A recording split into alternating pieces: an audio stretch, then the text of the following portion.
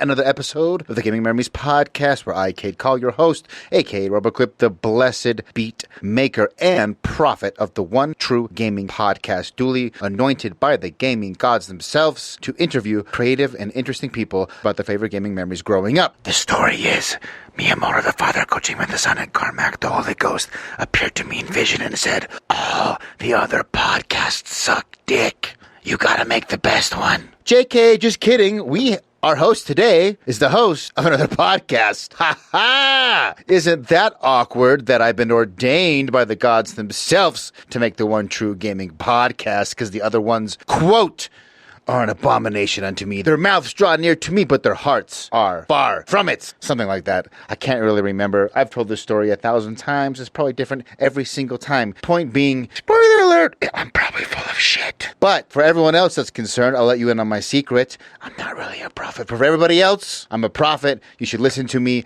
I'm the only one whose opinion matters. When I say a game is the GOAT, it's the GOAT. When I say a game has the best soundtrack, it has the best soundtrack, because I am the only one who can talk to the gaming gods to tell you what is the truth about gaming. But my good friend over at the Still Loading podcast has got some OG opinions. He's a legitimate gamer. I was truly taken aback at how many of the details I thought I might be getting him with. We're talking about gaming history, certain things that I picked up from other podcasts, and I try to drop some knowledge on him, and bitch be like, "Shit, brother, I already know all of that because I'm a real OG." He's a super nice human being, been podcasting for about 5 years, the Still Loading Pod. Check it out anywhere you listen to podcasts. Just simply search Still Loading Pod. That also applies to Instagram, Twitter, Facebook, and so forth. I will have all the applicable links to his dope shit in the podcast description. We go off on some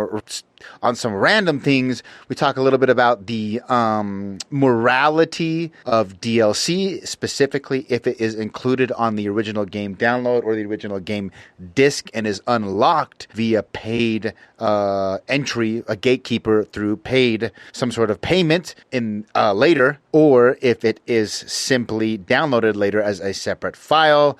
We both play devil's advocate. We get into it a little bit here, neither here or there. It's a pretty good conversation. We talk about his favorite games growing up. He definitely had a bunch, not just one, but a bunch of games that no one else has brought up. And I thought that was surprising because he is essentially the same age as I am, and many of our listeners, are also in the age range between 25 and 45. And I assumed that a lot of the games he was going to bring up would be pretty much standard. Your Zeldas, your Halos, your Marios, your Final Fantasies, like the big hitters. We did talk a lot about many of the big hitters, but he also brought up a shit ton of games that I had never heard of. And usually by now, I'm like so balls deep into looking at gaming content online. I'm constantly looking at dope new retro games to try out, hacks, texture packs, mods for retro games. I'm all up in that business all day, every day during the free time. And so even if I haven't played all the games, I've been exposed in some way, shape, or form to most retro games. And Still Loading Pod, that motherfucker, that glorious asshole, he definitely brought the heat. I had a fantastic time. We blasted through 3 hours before what happened. I know that's a long time. And for many of you, you feel like you have sort of that same completionist attitude you bring to RPGs or open world games. You got to do every side quest, and it can be daunting to think, shit, this is a 3.5 hour podcast. That's too long. I don't want to listen to it. Don't make that mistake, because even if you only listen to 30, 40, or 50 minutes of it, selfishly, that helps my numbers out, bitch, and you're supposed to support Prophet of the One True Gaming Podcast. I need your faith, brethren and sisters. Soon I'll be launching a Patreon, and you can give your tithes to me, the representative of the Lord, as my good friend, the the founder of Scientology. I forget his name. L. Ron Hubbard. L. Ron Hubbard once famously was quoted as saying, if you want to get rich, start a religion. I think I'm going to turn the Gaming Memories podcast into a religion, and Patreon or Patreon, however the hell you want to pronounce it, will be my method of tithing and offerings. And that's actually not really good, because then I missed the whole tax loophole being classified because Patreon, you have to pay taxes. That's actually, well, that'll work for now, but eventually I'm going to have to skirt my way around some taxes, because that's the whole point of starting a religion. That's besides the point. That's internal talk. You guys are not supposed to know about that. I am bitching and moaning like a motherfucker today. I probably shouldn't do that, because Still Loading is... he's really religious. He talks about that in the podcast. Not harping on him. If anyone knows that's not... I'm definitely only bitching and moaning about one religion in particular, and I'm just grumpy, so don't hold that against me. Still Loading Podcast is a bona fide badass, as I like to say. Check his podcast out. Check his Instagram out. Check his website out. He knows his shit. Covers a lot of good stuff, specifically things that are not gaming news. You can get your gaming news and current events from a million different places. But if you want to go deep, if you want to know the lore of the old gods, know the ancient spells of the original progenitors that gave birth to what you know as gaming, if you like to pay tribute to the old gods and their ways, please check out the Still Loading Podcast. I am done ranting and rambling. Yes, I did drink a bunch for you, so that this introduction could be as entertaining as possible. And as always, I say these things in the name of Miyamoto the Father, Kojima the Son, and Carmack the Holy Ghost. Please enjoy the show. Amen. Bye-bye.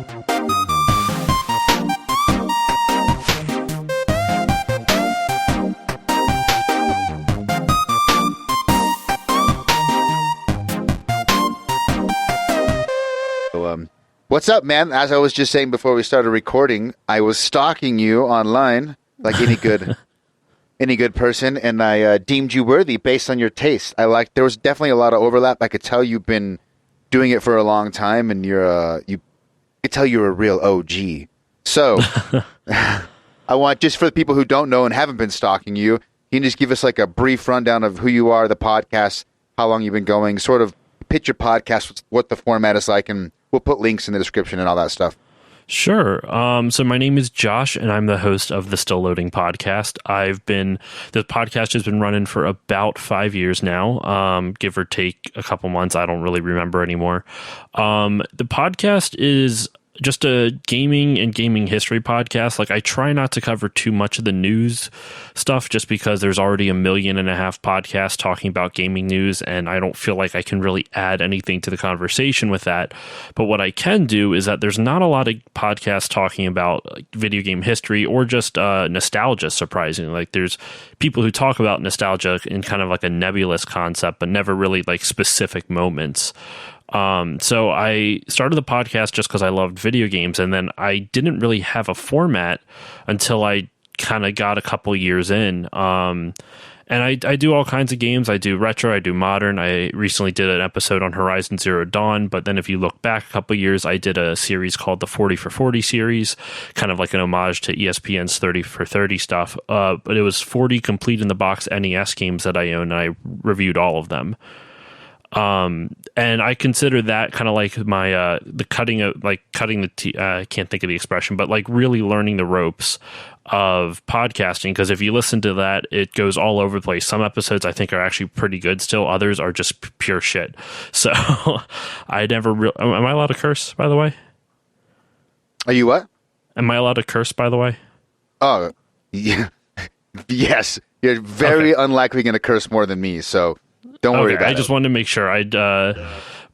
So I some of those episodes aren't very good. Others I think actually still hold up. So yeah, that's how the podcast kind of got started. It just started with a love of video games. I did it with a friend, Justin. He had to drop out due to scheduling conflicts, and him and I are still friends. It's nothing like a personal thing. It's just his availability like plummeted and mine stayed consistent. So I kept on going, and here we are 5 years later, and it's hopefully grown a decent amount. But yeah, that's pretty much the vibe of the show. It's just a podcast that covers video games, video game history, and just anything that I find interesting in video game culture. I've interviewed some composers. I try to think up quirky ideas. Like I did an episode on called Still Loading Storytime, where I did dramatic readings of video game manuals. That would be it wasn't just me, it was a bunch of people. But yeah, so that's kind of like a long-winded explanation of the podcast. That's good. I agree with you. The reason I started, I mean, I wasn't really, what's the word, knowledgeable at finding podcasts. And so I couldn't find a podcast that was geared toward what I liked about video games. So I'm like, well, maybe I'll just do one. That way I can have the conversations I'm wanting to listen to, since I can't find anyone that's having those conversations. And I agree, there's endless information about news and what's going on and current events. And the nostalgia things, it's like it's there. I found you from basically searching on Instagram, and you were one of the few I could find that were a podcast. There's a lot of like collectors, people who just post like pictures. There's a lot of them, booklets, strategy guides. Like I could find, and that's cool to look at. But as far as podcasts and maybe even like video content and like just, I don't know, humor around retro gaming, it wasn't as much. And so I did find you. I found a few other ones. The reason I reached out to you is I had another podcast on called Retro Hangover, a duo, and we had a blast. And I'm like, damn, like that was really fun. I need to reach out to more podcasts because 1, they know how to talk. 2, they're also video game nerds. 3, they're enthusiastic about it enough that they started their own podcast, all which makes for great conversations. So that brings us to here, me stalking you and reaching out to you. And now we're here. I don't know, man. Video games have been something ever since, like from an early age. It just captured my imagination. I think one of my earliest memories was there was a kid who went to my church. His name was Mike. And he used to babysit us, even though now that I look back, I'm surprised that he did, because he was only like 2 years older than me. Unfortunately, he passed away when he was very young. Like when I was in middle school, he was in I think 8th grade and I was in 6th. So he was very young, and I'm surprised that my parents let him babysit us now that I, think back on it. But I remember going over to his house at some church function or something like that, because they had a little party thing. I don't know. And we went down to his basement, and they had a fully finished basement. That was the first time I ever saw a finished basement. Now I want one, but still haven't gotten one yet. Neither here nor there.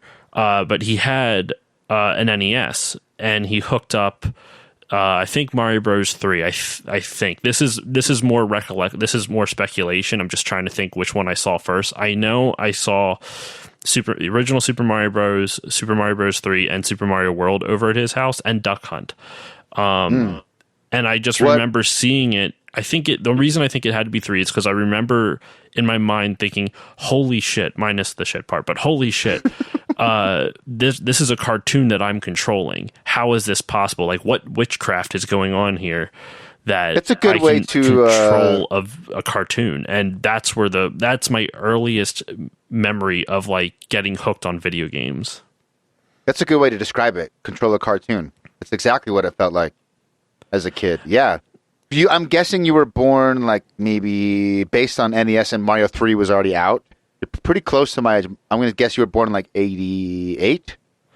You're pretty close. Yeah, 89. I was definitely, I missed a couple generations early on. I'm old enough to really, my first console probably should have been the Super Nintendo. But my parents, we didn't really have games growing up until I turned 10, so 1999, right? And that's when they got me an N64 for Christmas, and that was my first console that I owned. It wasn't the first game that I ever played. My neighbors had a Sega Genesis. My other neighbor had a PlayStation. But I didn't have any video game consoles. I remember asking for a Sega Genesis for Christmas. And when I got the N64, I was actually pissed off. I was like, "What? This isn't a Sega Genesis." That's hilarious because you were just. That sounds really. Go ahead. Sorry. No. Go on. I was gonna say that's funny because obviously the 64 is a quote better, newer, more popular, I guess, system. Yeah. Your 64 is probably like maybe my PS1. I was born in 85. I had a Nintendo and a Sega Genesis, and I bought the Sega Genesis with my own money. Well, my parents made me work, and I think I saved up like $60 over a year, which was not even half. They copped the difference, and that was my first console. Okay. But the PS1 is like where my heart is, and I'm guessing for you, the 64 is going to be where your heart is, right? It's so this is what's strange for me is that I don't know if I necessarily have a favorite console anymore. I would have said the N64. Yeah. But I don't find myself playing those games all that often. Like a lot of the games that I really like on that console, I've burned myself out from. Like I love Ocarina of Time, but I played that game so much as a kid that now it's just like I like watching people play, especially like speedrunners and stuff, but like for me to sit down and play Ocarina of Time again, I'm like, I've beaten this game like 5 or 6 times. I don't really feel like playing it again. And so with the N64, a lot of the games on it, I don't find myself like I'm nostalgic for the N64, but I wouldn't say it's my favorite console. I actually did an episode. I want to say, I don't remember how long ago it was, but I didn't have a topic for the week, so I decided to just bullshit for like an hour, just try to figure out like, to do a ranking system, like, all right, what's my favorite console? So what I did was I would pick every console. I would look at every console for that generation. So, like if you look at like the NES era, I think that's the third console generation or something like that. That was like NES, Sega Master System, and maybe like the Atari 5200 or something like that. Correct. Yeah, that's what I remember. I think so. Yeah, and I would pick the NES, obviously. And then I would look at, like, the Super Nintendo Genesis. I guess technically you have TurboGrafx 16 and a couple others thrown in there. Yep. And it was the Super Nintendo. And then I would look at, like, the PS1 N64, and it would be N64 for me because that was, like, what I grew up on. But I ended up, like, doing that for all the console generations. I would just compare and contrast. And then I ended up with the PS2 being my favorite.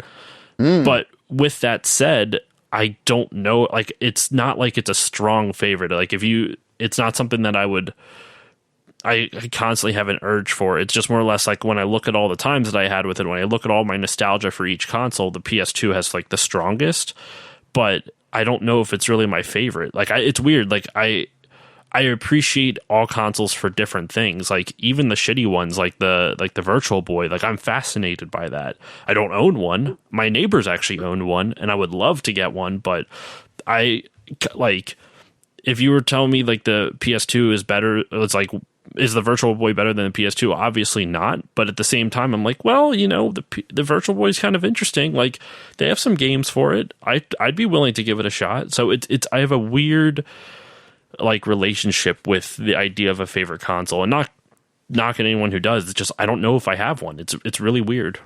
You're much or you could just say you're a much more even-keeled, appreciative, rational man than I. Because in my opinion, there's only one clear greatest console. That's the PS1, and anyone who thinks otherwise is not paying attention. Well, you do have some good arguments, though. I'm not going to lie. PS1 was an era when game developers could really experiment and like do some weird shit. Like, games like you would never see a game like PowerAppa the Rapper now, or like Jammer Lammy, or so many. There's so many, and I think it was a perfect combination of the CDs. The cost was pretty low. Distribution was great. It sold really well. It was like gaming was growing and becoming more mainstream. I think it's just that the games are much more expensive now, and the risk is so much higher for a AAA game. Yeah, I agree. It was a perfect combination. There was a lot. That's one of the reasons I would argue for it is just like the amount of good AAA games and the amount of good obscure games. That ratio, I can't think of a system that has a better ratio. Sorry, finish what you're saying. I was going to say the 64, like maybe that similar era, probably first-party games. Obviously, Nintendo's always been a strong first-party company. Their IPs and brands are incredibly strong, but you're not going to get the same sort of obscure... Like, there's a game on the PS1 called The Hive, which was an experimental game that was a giant FMV. The entire game was like a pre-rendered video. But they overlaid a second layer of pre-rendered elements that would move over the video and you would shoot them. It was like an on-rails shooter. Okay. But at the time, CG, like, I don't know if you remember like PS1 days, a big selling point of Final Fantasy VII, a lot of games were those cutscenes. Yeah. And this entire game was like a giant cutscene where they just sort of laid a fairly rudimentary, simple shooting system on top of the cutscene. Mm-hmm. And it was like a choose your own adventure. Like if you shot this, if you didn't blow this thing up and you blew that thing up instead, you go down a different path. And it told this like sci-fi story, but the whole thing was like a full motion video sequence, but not like actors, all CGI. Like a really weird game that you're never going to see that on a 64. And I got into like, that's the one thing that puts me over the top is I like how like deep the rabbit hole goes on the PS1. I would even say though that type of thing, like the reason you wouldn't have seen it on the 64 is more due to the technical limitations of the 64. Like the 64 Definitely. couldn't do Memory. full motion video, and it couldn't do like Red Book audio like the PlayStation could. Red Book audio sounds so fancy. Isn't that just CD quality, right? Like I don't know why. Essentially, yeah. It's like, a 44K 16-bit. I listened to another retro game podcast called Retronauts, and they would always refer to it as Red Book audio, which just makes you sound really fancy, but it's just CD quality audio. But like the N64 couldn't do that. So like you wouldn't be able to get those kinds of games on the N64 due to its technical limitations. I would wonder if the format of the N64 not being cartridges, if they switched it over to discs, because that was like the big fallout for it. So I swear it jumped ship because they couldn't put Final Fantasy VII on a cartridge, at least easily. Yes. Or not without multiple cartridges, and cartridges were more expensive to produce and like all this other junk. So I wonder like what it would have been if they decided to go disc based. Like, and I get why they kept with cartridges because they wanted to still be able to control the flow of the market, but it unfortunately it ultimately ended up killing them in that generation. It was have you listened to a podcast called Business Wars by chance? I have not. It's really good. So it's a Wonderly, like one part of their network, and they focus on business rivalries, and it's done in like it's like NPR Radiolab is produced that has little segments and sounds. It's more like a show than like a conversation, but they chronicle Sony versus Nintendo and Nintendo versus and Sony versus Xbox.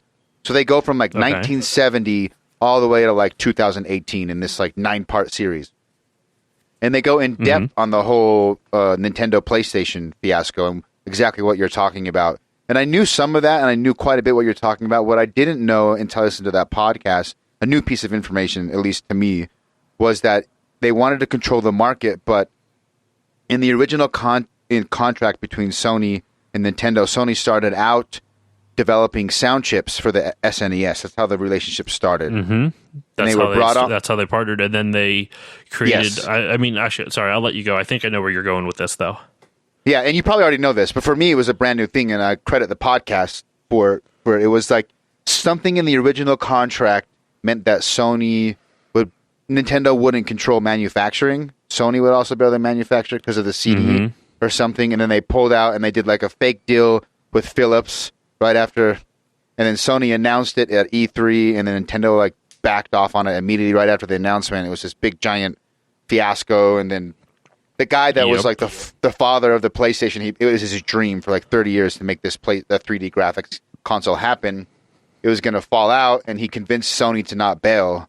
And he convinced Sony by going to according to the podcast, I'm assuming it's well researched. I don't know how they'd get this information, but the way they portrayed it is that he went to the CEO of Sony and framed it as, if you don't go forward with the PlayStation and bury Nintendo, you have no honor because you're letting them backstab you. And so he appealed. That's how they convinced. You said it's the Wondery, right? Or was that the network? No, the network is called Wondery. The podcast is Business Wars. Okay.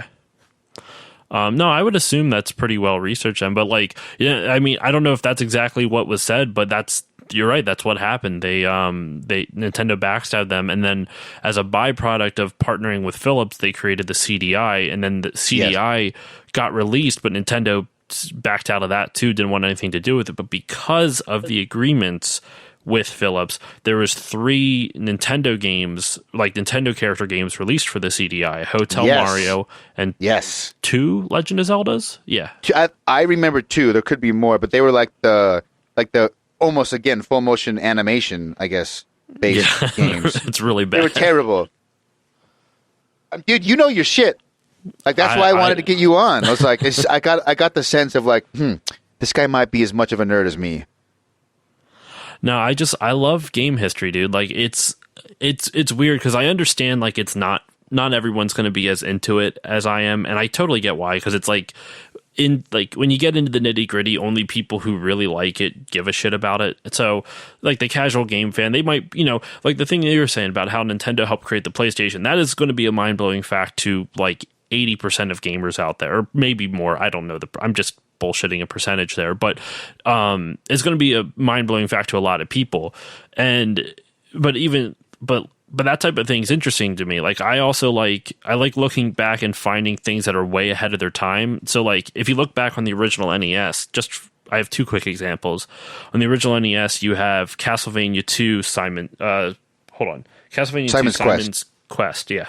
And that game was an open world game with a day and night cycle. I mean, very limited and not very well done, arguably, but the fact that like the enemies would change depending on whether it was day or night, and there was 3 different towns for you to backtrack through and explore, and that you could just go in and out at will.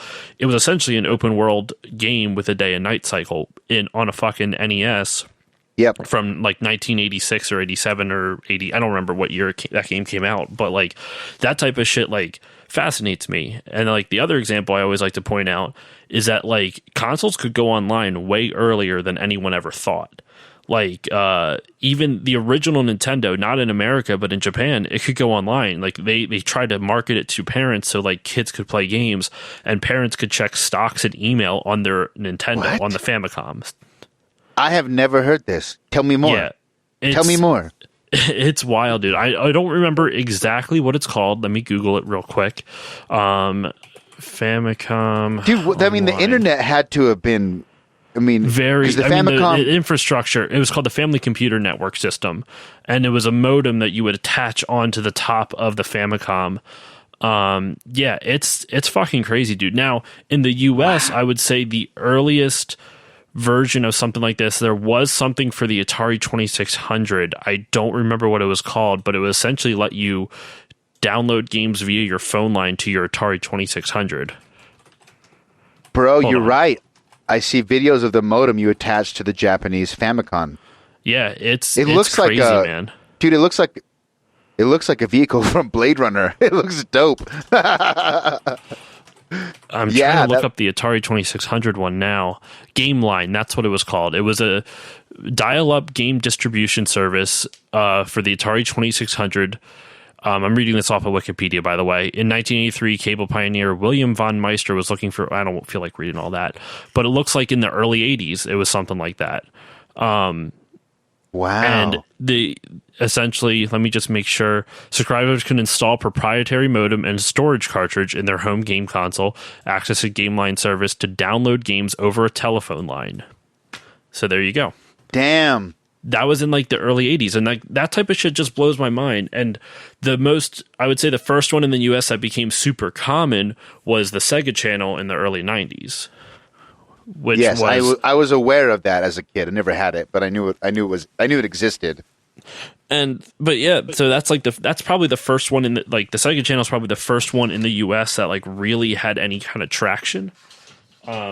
Everywhere else, I mean, it never came to the US. In the Super Nintendo, they had the Satellaview or something like that, which was only in Japan. It was similar to the Sega Channel, but once again, only in Japan, not the US.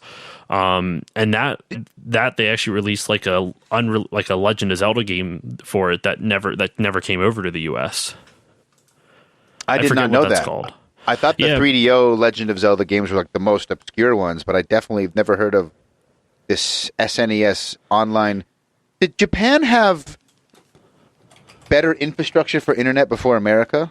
I would not be surprised, but I'm not an expert on it. Yeah, it seems like. I mean, while you were talking, the thought that came to me that was ironic. If the NES had an online product in Japan, which I've seen, but now like they were so ahead of their time. But now Nintendo is known for being behind the times when it comes to online functionality. Wait, sorry, who was this? You cut out there for a second. Oh, can you hear me?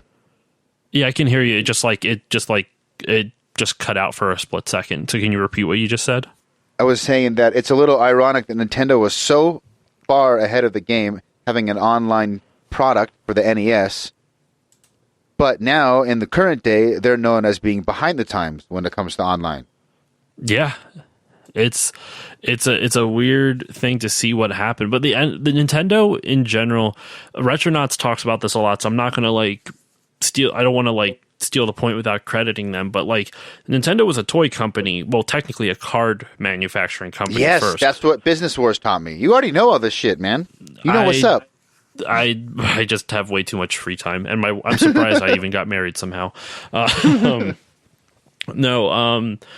They were card manufacturing company first, making Hanafuda cards. They were the first company in Japan to be licensed to make Western style playing cards. You know, the cards that we know. And then they switched over into toys with I think one of the first ones was the Ultra Hand, which was done by Gunpei Yokoi, who later on went to make the Game Boy and the Game & Watches and all this other stuff. And unfortunately also the Virtual Boy he's also responsible for. But they created the Ultra Hand, but they've been they were a toy company before they were a game company, and they've never really there's an argument to be made that they've never really lost that toy mentality, because look at even now you have Amiibos. And look at the what is it, the cardboard thing, the Labo. I'm looking at it right now. The Labo, yeah, the Nintendo Labo, and then I think there's something new. They just they just partnered with Lego now, and there's this weird digital Mario hybrid stuff for Lego stuff that's coming out, which looks really fucking cool. So they've never really lost that toy mentality, and if you look back through their history, a lot of the weird stuff they do, it has a really toy-like idea behind it. I mean, if you go back to even the Game Boy Advance, it had the e-card reader, which I kind of want to get my hands on. Have you ever heard of the e-card reader? On the Game Boy DS? Game Boy Advance. Or you say Advance? No, my handheld knowledge past the Game Gear dropped to nothing. Okay, so just Sega's Game Gear.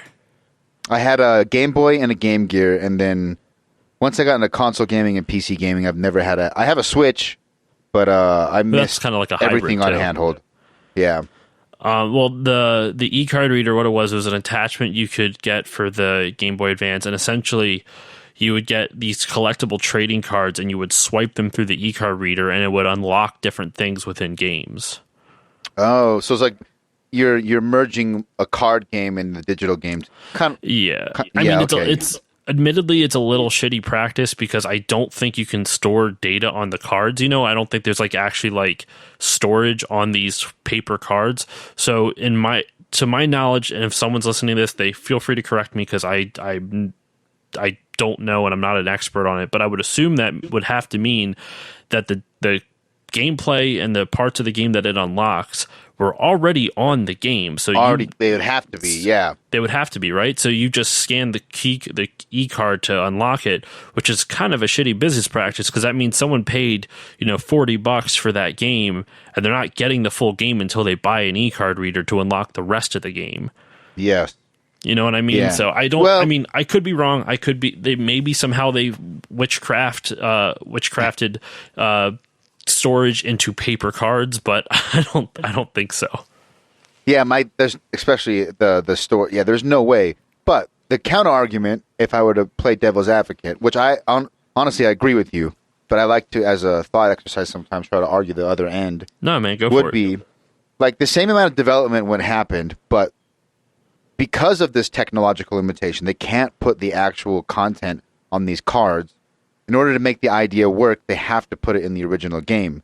And the only difference is if the technology was there that they could actually store enough data on the cards to then actually install and add on top of the base game, it's the same stuff. You're just changing the delivery method based on, nothing's really different. You know what I'm trying to say? It's just because the same amount of development work, instead of putting it all in one place, now we're going to split it up into a bunch of different places and make them pay for it. Or but then the thing is, though, is that they already I would argue the consumer already did pay for it, because it's on the cartridge that they're holding in their hand. Technically, but so your issue is if it wasn't on the cartridge, then it would be it wouldn't bother you. No, because then it's like DLC. It'd like be DLC. like if you downloaded a game on Steam or on your console, and then you had to pay an extra $5 to unlock a file that you already have downloaded. You know what I mean? What if they were open about it and they said, look, due to technical limitations, in order to make DLC work, it's going to be in the original file, but you can't get it until you unlock it through a paid add-on. Then I would probably still have the same issue, because then it's like that's where the shit like microtransactions gets a bad name, because you already bought the game and you're paying to unlock more of the data that you already have downloaded. Versus, but you're fine paying the same amount of money as long as the extra. So let's say the game is $40, right? Mm-hmm. Would it bother you if they charged? I'm trying to think of the right way I'm thinking in real time. What if so you pay $40, then you pay $5 extra for the DLC, but the DLC is already on there.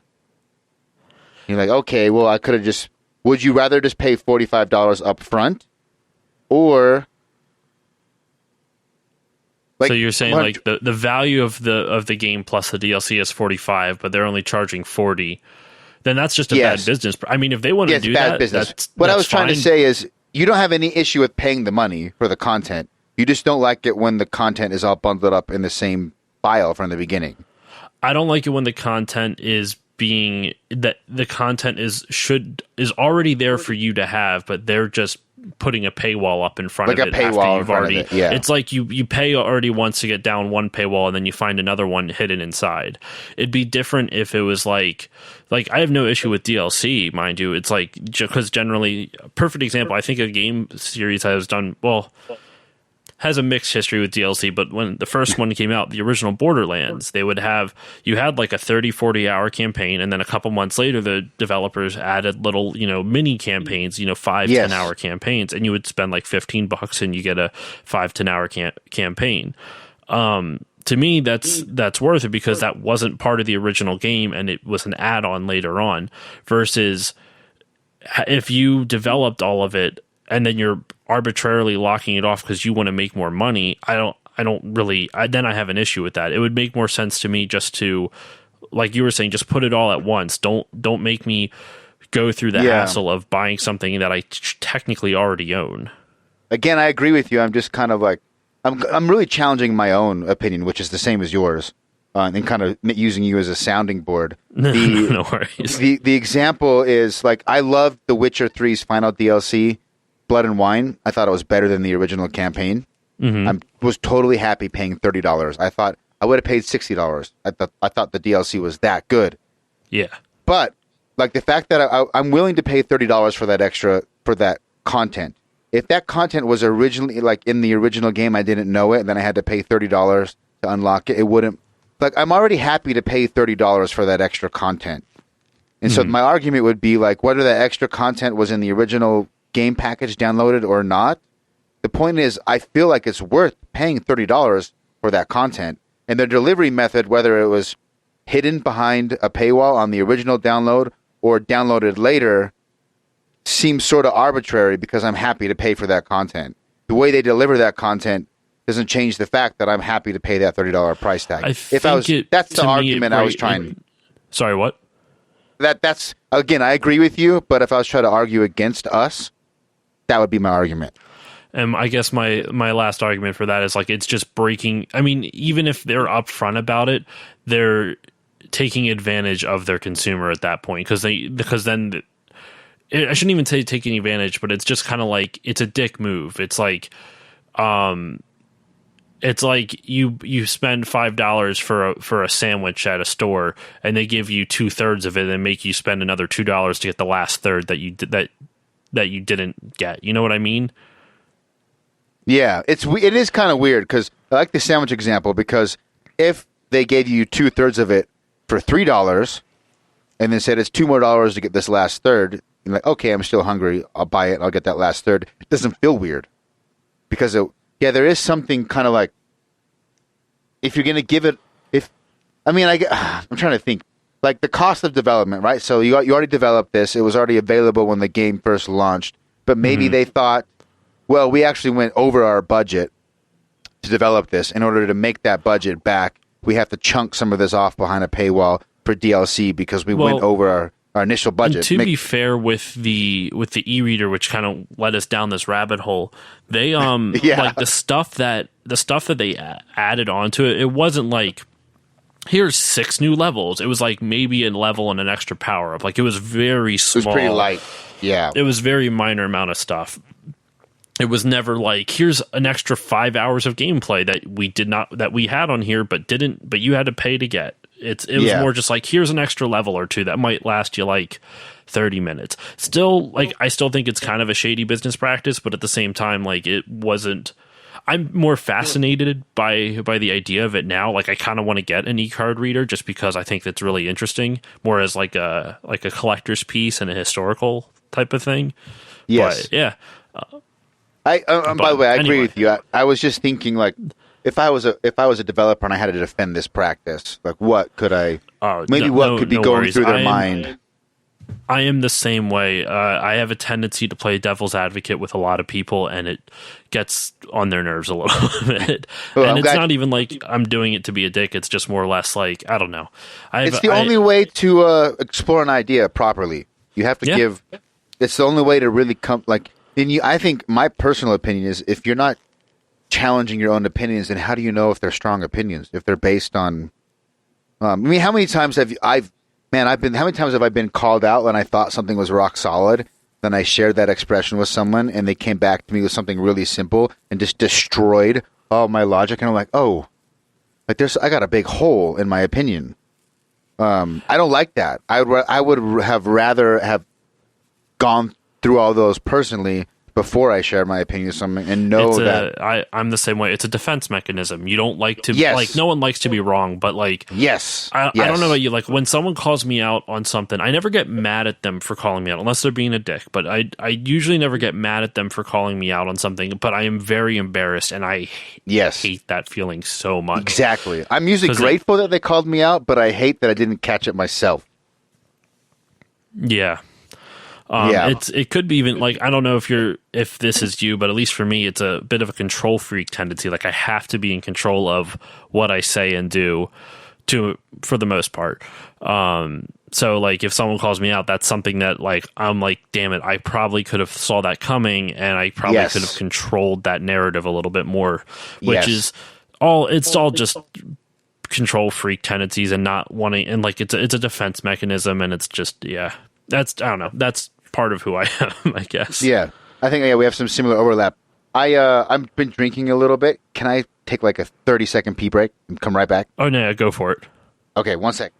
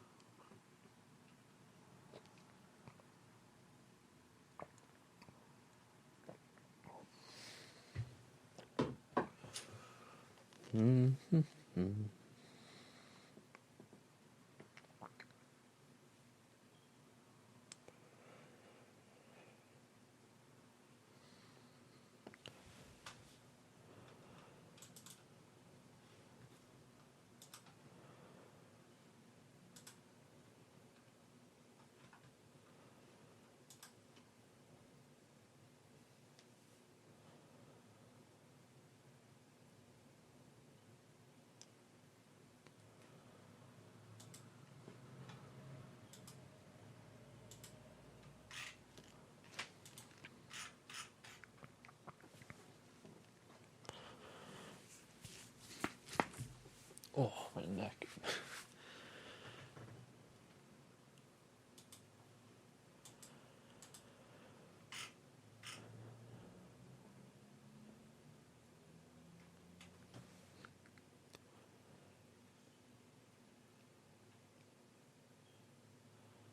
All right. Thank you for your patience.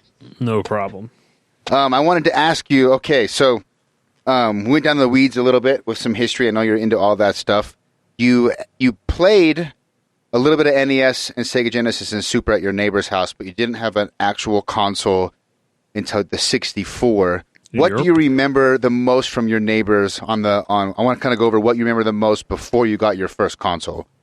Okay, so if you don't mind, I'll actually go back a little bit further than that. Remember some of my earliest PC gaming memories. Ooh, I was going to ask about that because I have some early DOS game memories as well. And actually, I should probably clarify, it's not PC, it's actually Macintosh. Okay. My parents got a Macintosh when I was really little. I don't remember what year it was. It might have been 93 or 94. And we had a couple games for it. We actually had some Star Wars games like Star Wars Rebel Assault. I think we had Rebel Assault 1 and 2. We had Star Wars X-Wing. We had, I forget all the different ones. I think Dark Forces was on Mac as well. I remember playing it on Mac. We only had a demo of it, but we had Dark Forces. Sweet. That's one of my favorite Star Wars games. I remember I played that game a lot, and that game, like, that was a game that definitely, I don't know if it was the first game, but it was one of the earliest games to really capture my imagination because it was like I knew Star Wars, I watched Star Wars when I was a kid, and the whole world that game built, it was very atmospheric to however old I was, 5-6 year old. And just I remember finding secrets and like exploring different things, and I remember discovering, like, I didn't quite understand how to progress through the game when I was that little. So that game had a very mysterious like world air to it, and granted, a lot of that's just because I was like 4 or 5 years old. I actually haven't played that game since, now that I think about it. This one I've been on this kick since quarantine. Normally at night I train in the gym. The martial arts jiu-jitsu gyms are all closed, so I've like had nothing to do. So I've been going through and playing old games I couldn't beat as a kid. And Dark Forces is one of them. I just beat. Anyway, I agree with you. I could never beat it as a kid. I almost had the exact same experience. It was just like, this is a really cool world. I don't understand what's going on, but it felt like fleshed out and mysterious, and it was at my cousin's house, so I could only play it for a little bit, then I wouldn't see my cousin again for like a week, and I'd come back and try to get a little bit farther than I did last time. And that's a game that I want to go back and try to replay. Like you, I haven't replayed it again, and I'm curious if it holds up. I was just looking through my Steam library to see if I have it. Apparently I don't, but I might look in to see if Steam has it. But no, so I remember playing that, and then the game that really stuck with me, there was a game called Power Pete, and it was later renamed to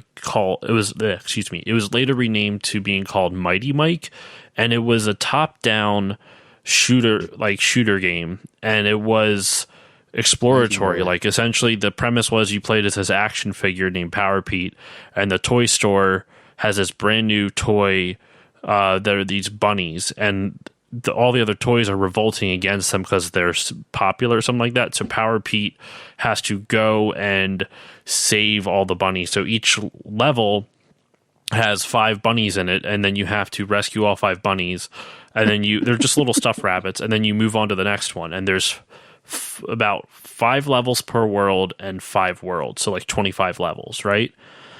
And you get all tons. It's pretty much like a shoot 'em up, but it's not like a shmup in the sense where it's like a bullet hell type of game. But think of like Contra but top down. Like, there's lots of enemies, lots of projectiles going at you, lots of things you have to worry about. Minus the one hit kill, you have health.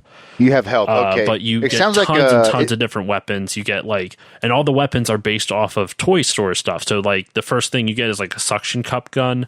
Then you get like a double suction cup gun, so it shoots 2 at the same time. You can get up to 3. You throw cakes, which do like AoE damage. You have you can throw rocks. You can throw, you can shoot. This sounds dope. Oh, dude, it's great.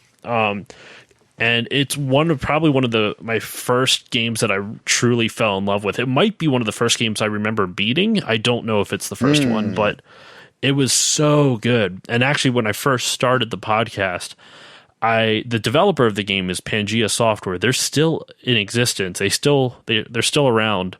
I mean, hopefully the quarantine hasn't hit them or anything, but they make mobile games now, and I actually emailed the guy to see, like, hey, could I get any info? And he didn't really provide much of anything, but he responded, which was more than I was expecting. So, so that's probably like the earliest game I can think of, like the earliest game I can think of.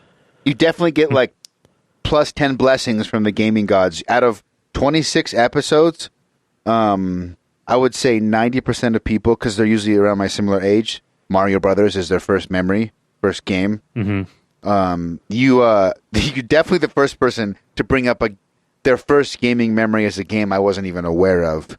I looked it up on Google. It looks dope as shit, and I missed the boat on this one for sure. I don't even know where you'd be able to find it now. I think if you get if you look up maybe one of those there's some emulators for old Mac or something like that. Yeah. Obviously someone's figured it out because there's some YouTube videos of it and someone's captured some gameplay recently. So there must be some way. I mean, I'm big into, I know people have mixed feelings, especially in the collection world about emulators, but I'm all in on emulators. I just find them to be, you don't physically want to have a warehouse full of games, but you want to play old games.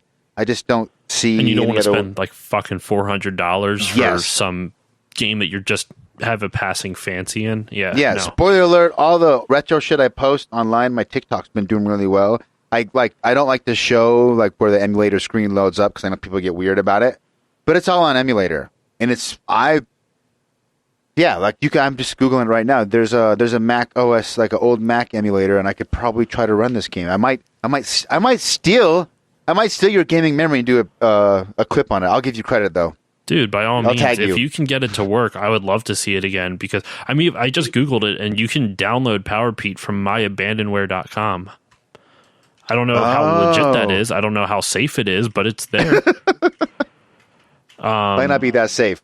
They give you I just clicked on the website and they give you a disclaimer about all the different, you can set how they use your information. So I would assume the website's fairly legit if they're giving you options on what to do with your data or what they do with your data. Yeah. But that's a great first memory. So you also mentioned some Genesis and Super Nintendo at the neighbor's house. What do you remember from that?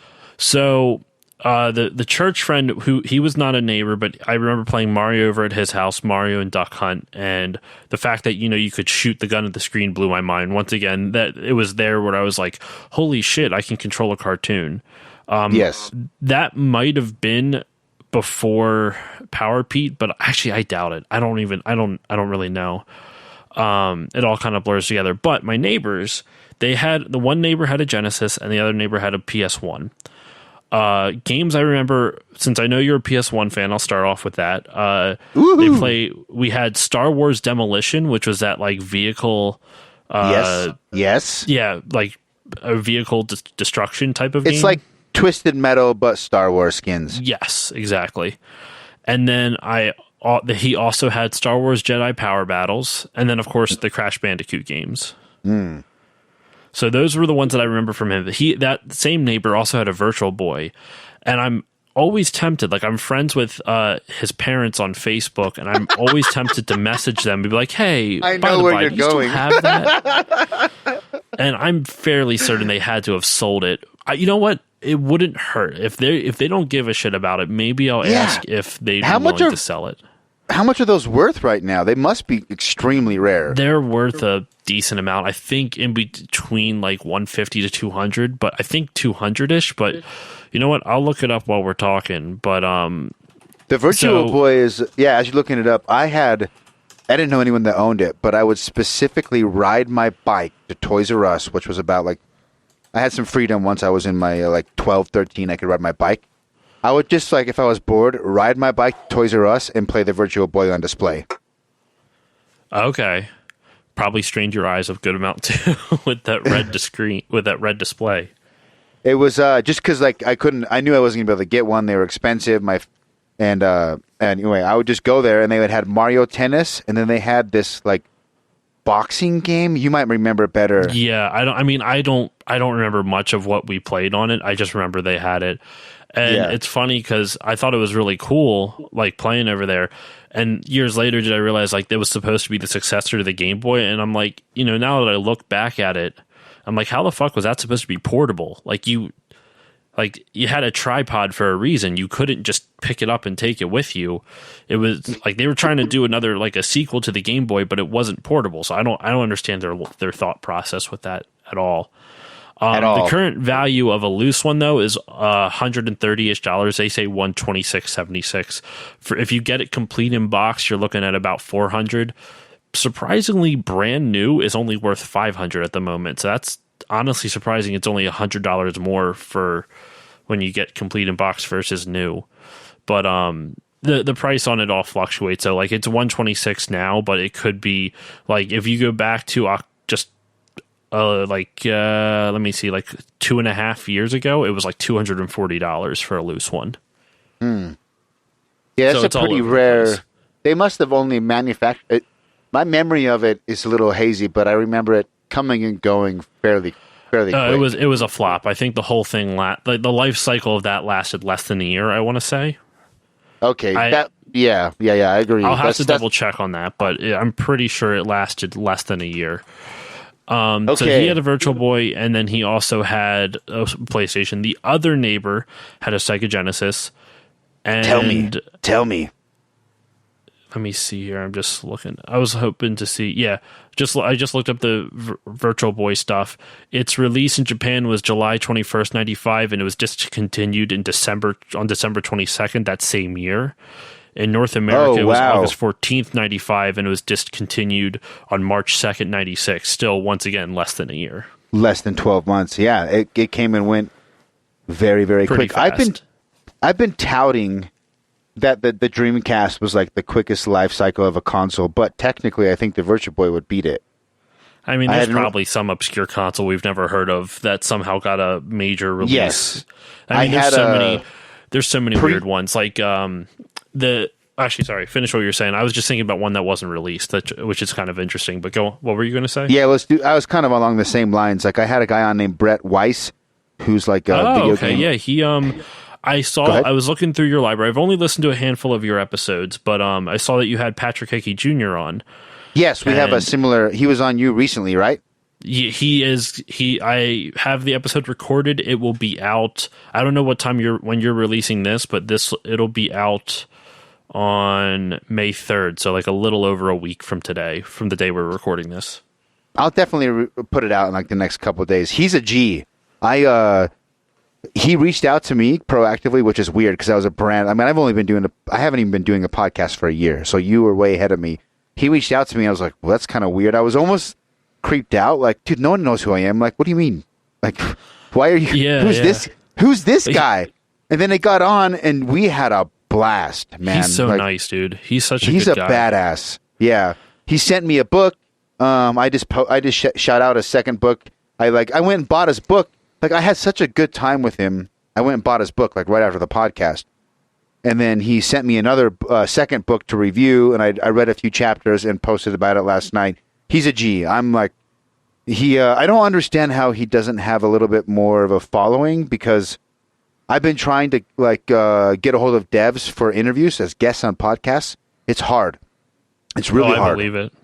And he's scored all these interviews with these like hundreds of games. I don't know how he does it. Back to what you were saying, though, the reason I even thought of Patrick Hickey is because Brett Weiss, I believe, edited his book, right? So they're connected somehow. Patrick connected me with Brett. Oh yeah, that was the original point. So Patrick connected me with Brett, and Brett knows a lot about consoles pre-NES, which I'm not. I'm not. And you're right. Among that whole, he was talking about between like 1970 and 85 is when the NES came out in Japan. There was something like 72 was the first console he brought up, but from like 79, like from between 80 and 85, essentially, he brought up like 15 plus consoles that came out. It was a heyday. The 70s were like a wild time for video games. Like there was so little gatekeeping to get into the industry, for better or worse. Like you had some phenomenal games being made, but then you also had some awful ones like the Atari porn games and stuff like that. Yeah. And he brought up I think he said it was 83, the great video game crash of 83. It might have been 82 or 83. Right. Yes. And essentially the same thing, because there was no gatekeepers. the market was flooded with terrible games, and then people just console gaming got associated with just like trash, spam, essentially, and the bottom fell out.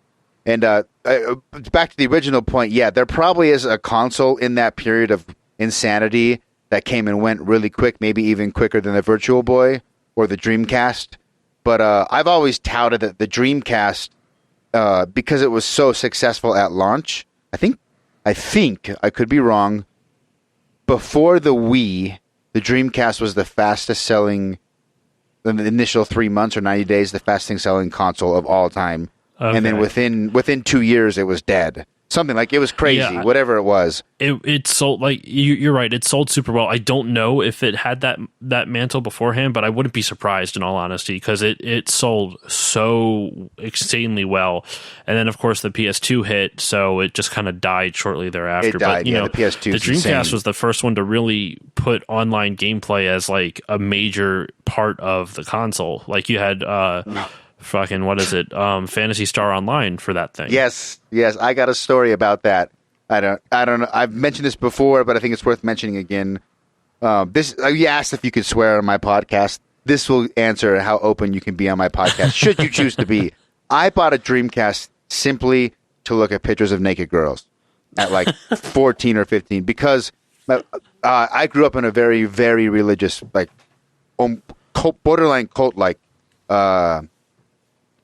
family, and so there was no internet, there was no computers, there was like very, very strict, but I could play video games, and my parents had no idea that the Dreamcast could connect to the internet.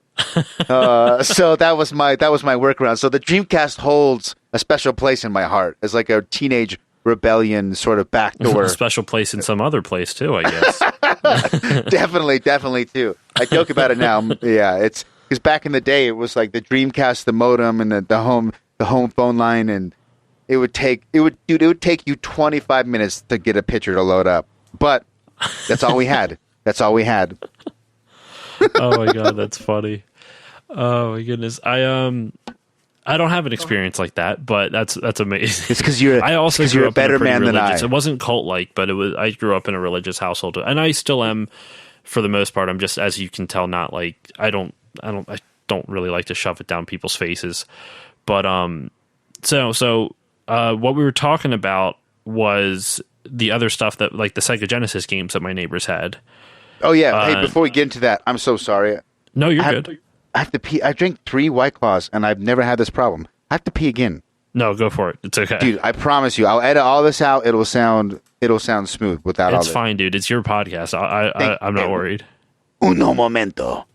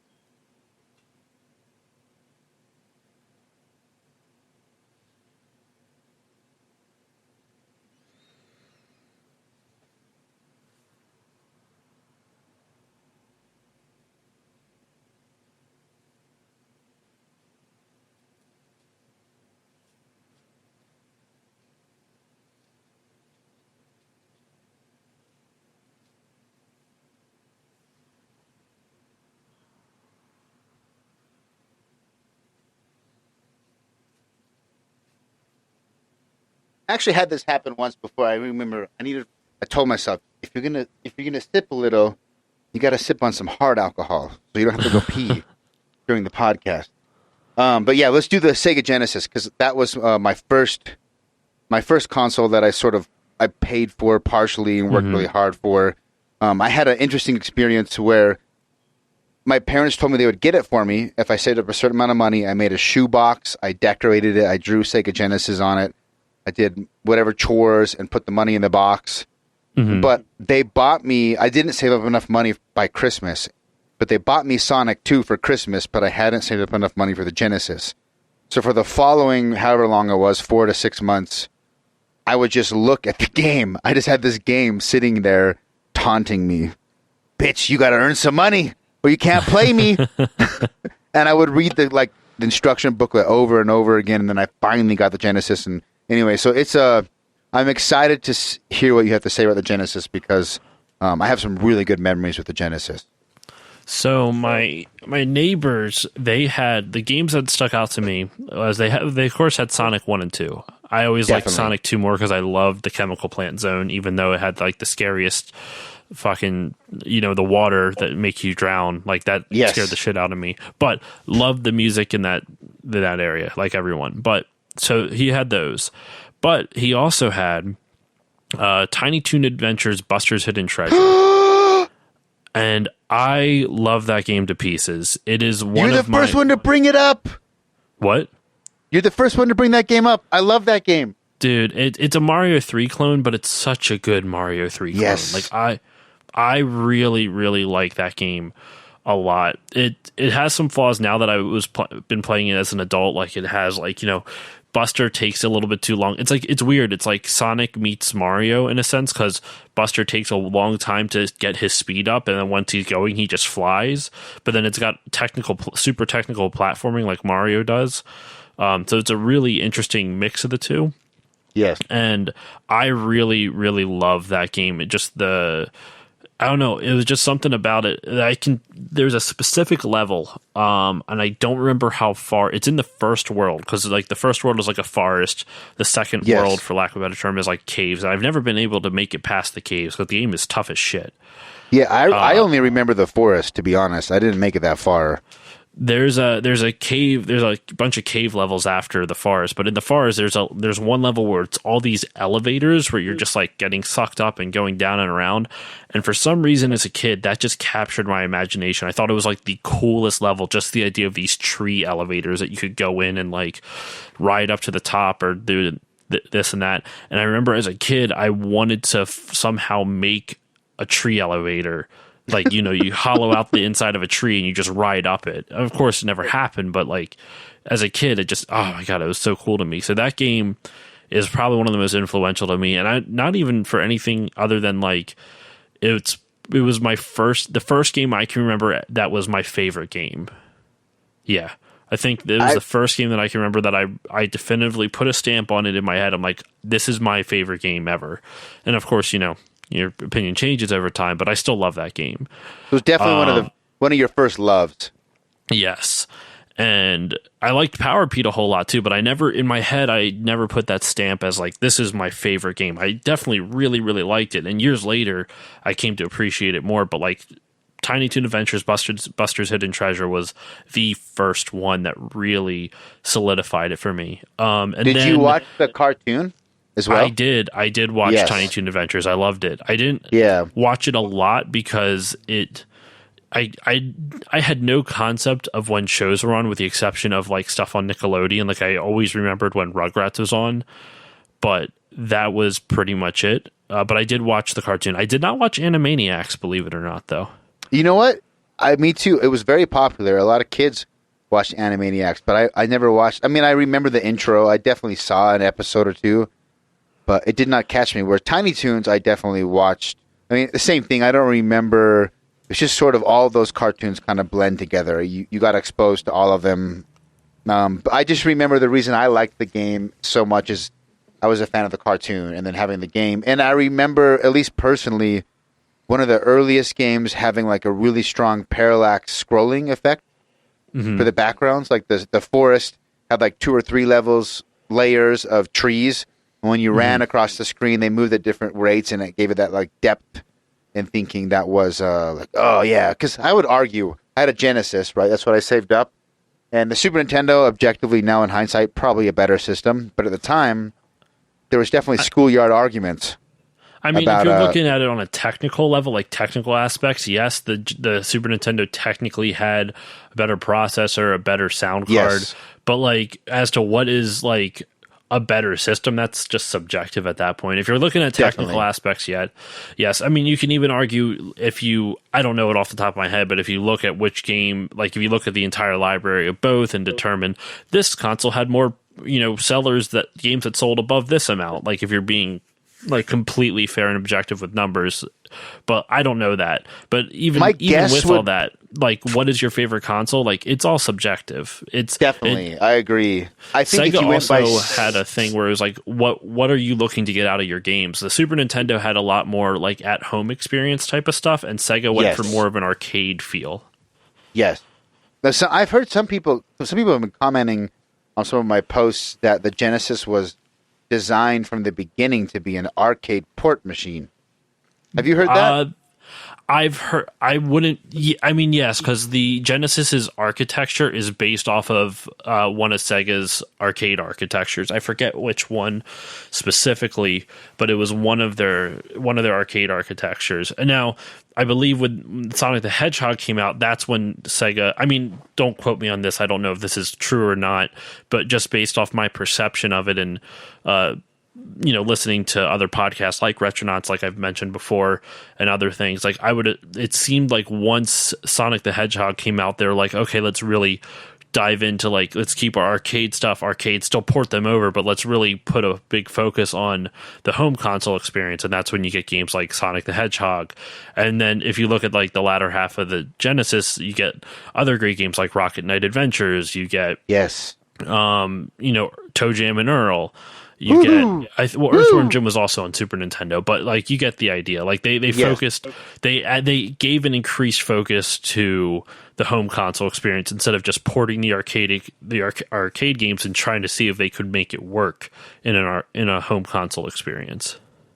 Yeah, that makes total sense to me. My gut tells me if you were to stack up sales of most popular games and total sales, the Super Nintendo would win. That's just going off my anecdotal experience growing up. It seemed like the Super Nintendo was more popular. So what's funny is the Genesis was the Super Nintendo outsold the Genesis in the end, but it wasn't until like 1994 when everything switched over. Once again, I got this info from Retronauts. Want to make sure I credit them. They don't know who I am, but still, I don't want to be that douchebag who's just like passing off someone else's like research as their own. But they were saying how like in '94 on the Super Nintendo, that was the year Super Metroid and Donkey Kong Country came out. Yes. So you had these two gigantic games, and plus, Donkey Kong Country, even though it was just 2D sprites, the fact they were 3D rendered, like fully polygonal 3D renders that they just turned into sprites. Yes.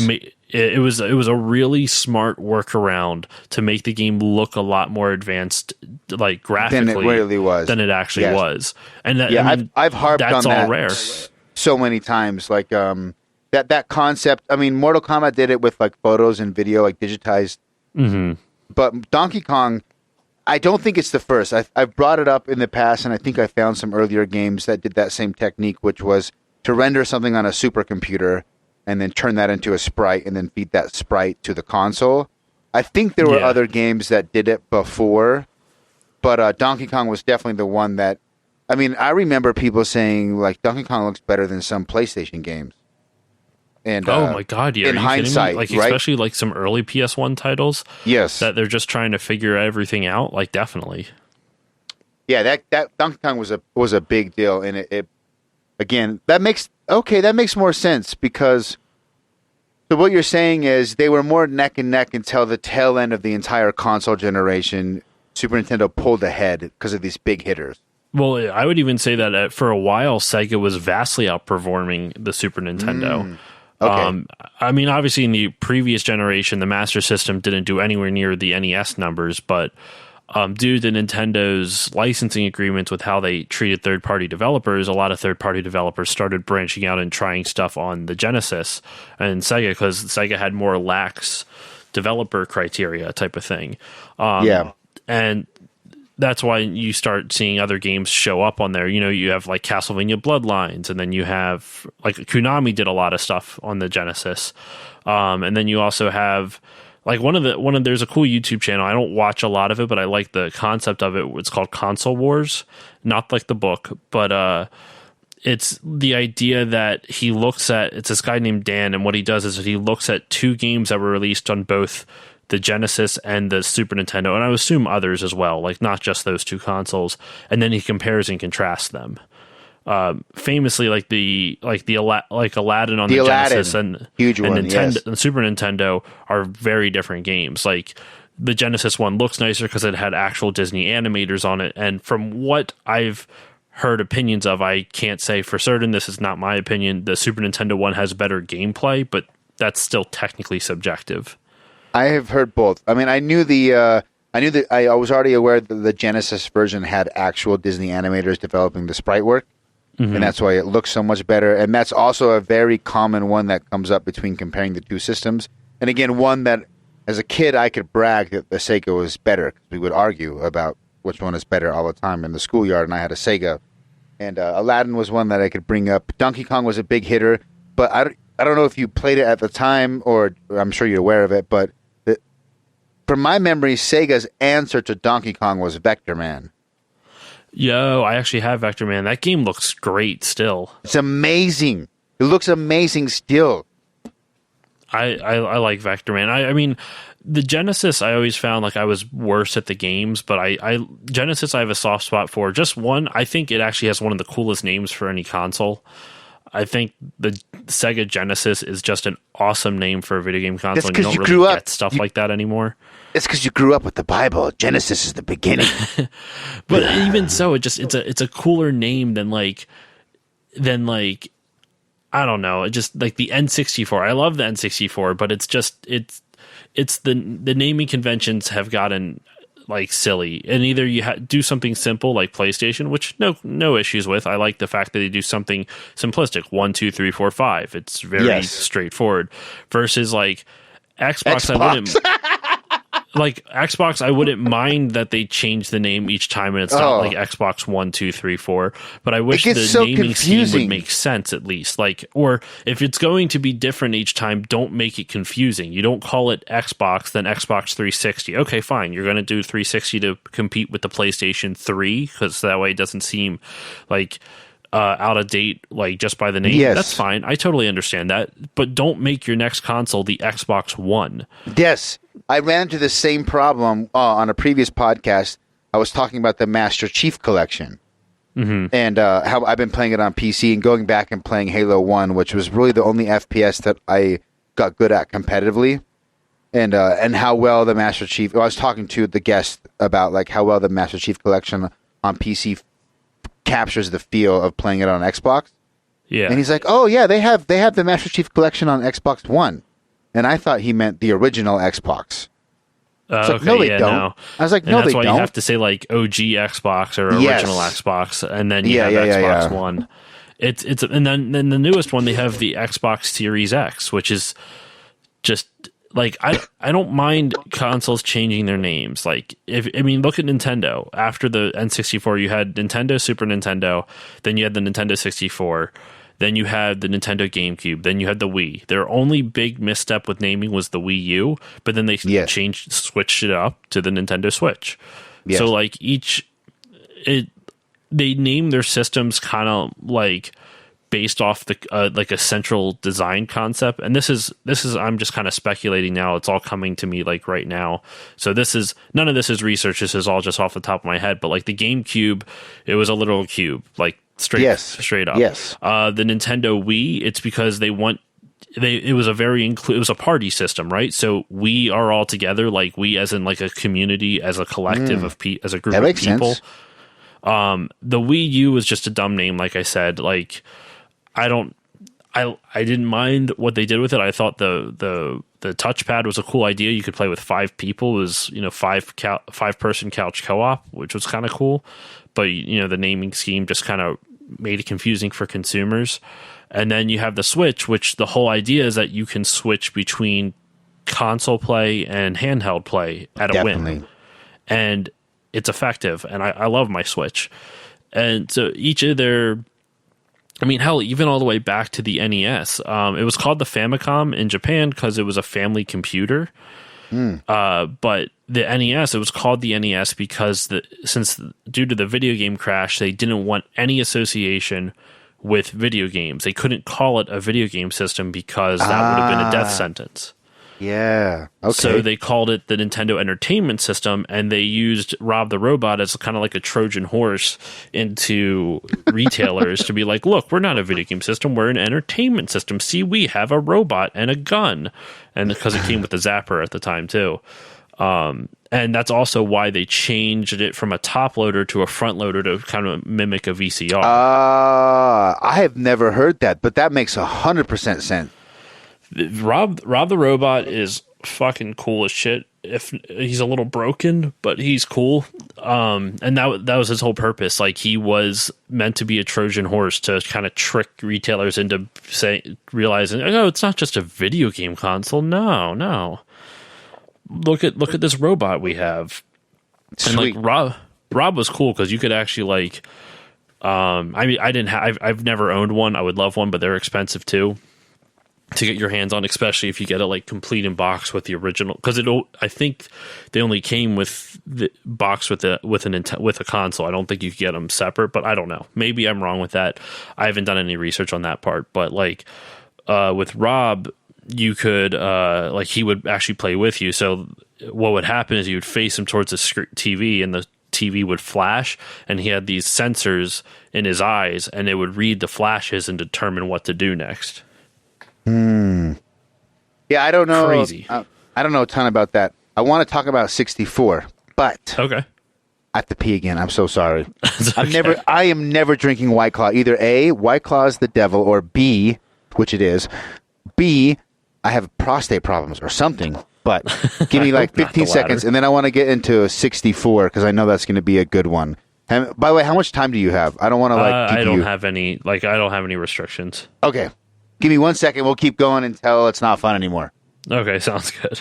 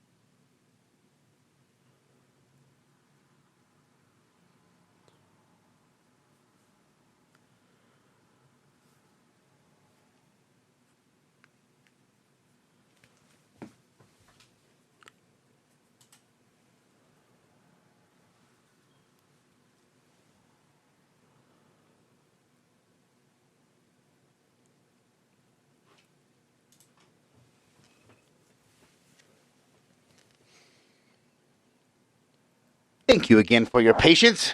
No problem. 64. So that was your first console.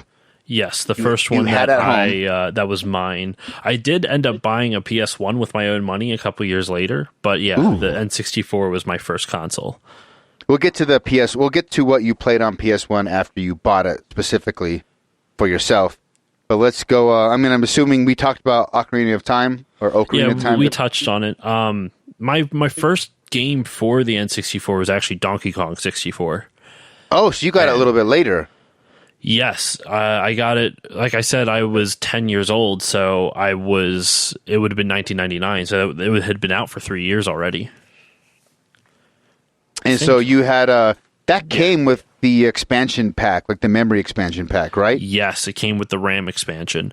Yes. Because that was there was a game-breaking glitch they couldn't figure out how to fix, but they realized that just by giving the console more RAM, it would fix the glitch for them. So instead of having to program it out, they just shipped everything with the RAM package. I did not know that. I thought that the game, I mean, at least the way that it was marketed, or I interpreted it as a kid, that this game was built around having this expansion, and it was cutting edge. No, it was just that they couldn't figure out a glitch. Wow. I did not know that. So that seems a little like, what's the cost of spending more time to figure out the glitch versus shipping every game with a memory expansion? I honestly don't know. I mean, it could just be they were under a deadline and they didn't have any more time, so they decided to just say fuck it and we'll ship it with it. Essentially, they just said fuck it, we'll fix it in post, and that was pretty much what it was. But no, I had DK64, and it's funny because, like I said, when I first got it, I was really disappointed it wasn't the Genesis, and with Donkey Kong 64, I was just like, I don't know about this game. Like, why would I care about this game? This isn't Tiny Toon Adventures. I was so upset, and actually, it's funny because my mom told me later on the reason she picked that and not the Genesis is because a guy at Walmart convinced her to get the N64 and not the Sega Genesis. And, years later, I'm kind of happy about that. Like, I'm legitimately pretty happy because otherwise I wouldn't have experienced half of the games that I did. But what we did the next day on like the 26th of December, we went to Blockbuster when that place was still a thing, and we rented Pokemon Snap. Oh. And I played that to hell and back because I was obsessed with Pokemon and I couldn't get I didn't have a Game Boy at the time, so I couldn't play the original Pokemon. But I used to always play my friends' Game Boys. I was probably such a bratty kid too, man. Like I remember, like if I went over to my neighbor's house or whatever, like when I would take my turn would last for like hours. I just kept playing. I would want to go over to my neighbor's house only to not to see them, just to play their games. I've definitely done that. Oh, I definitely did that.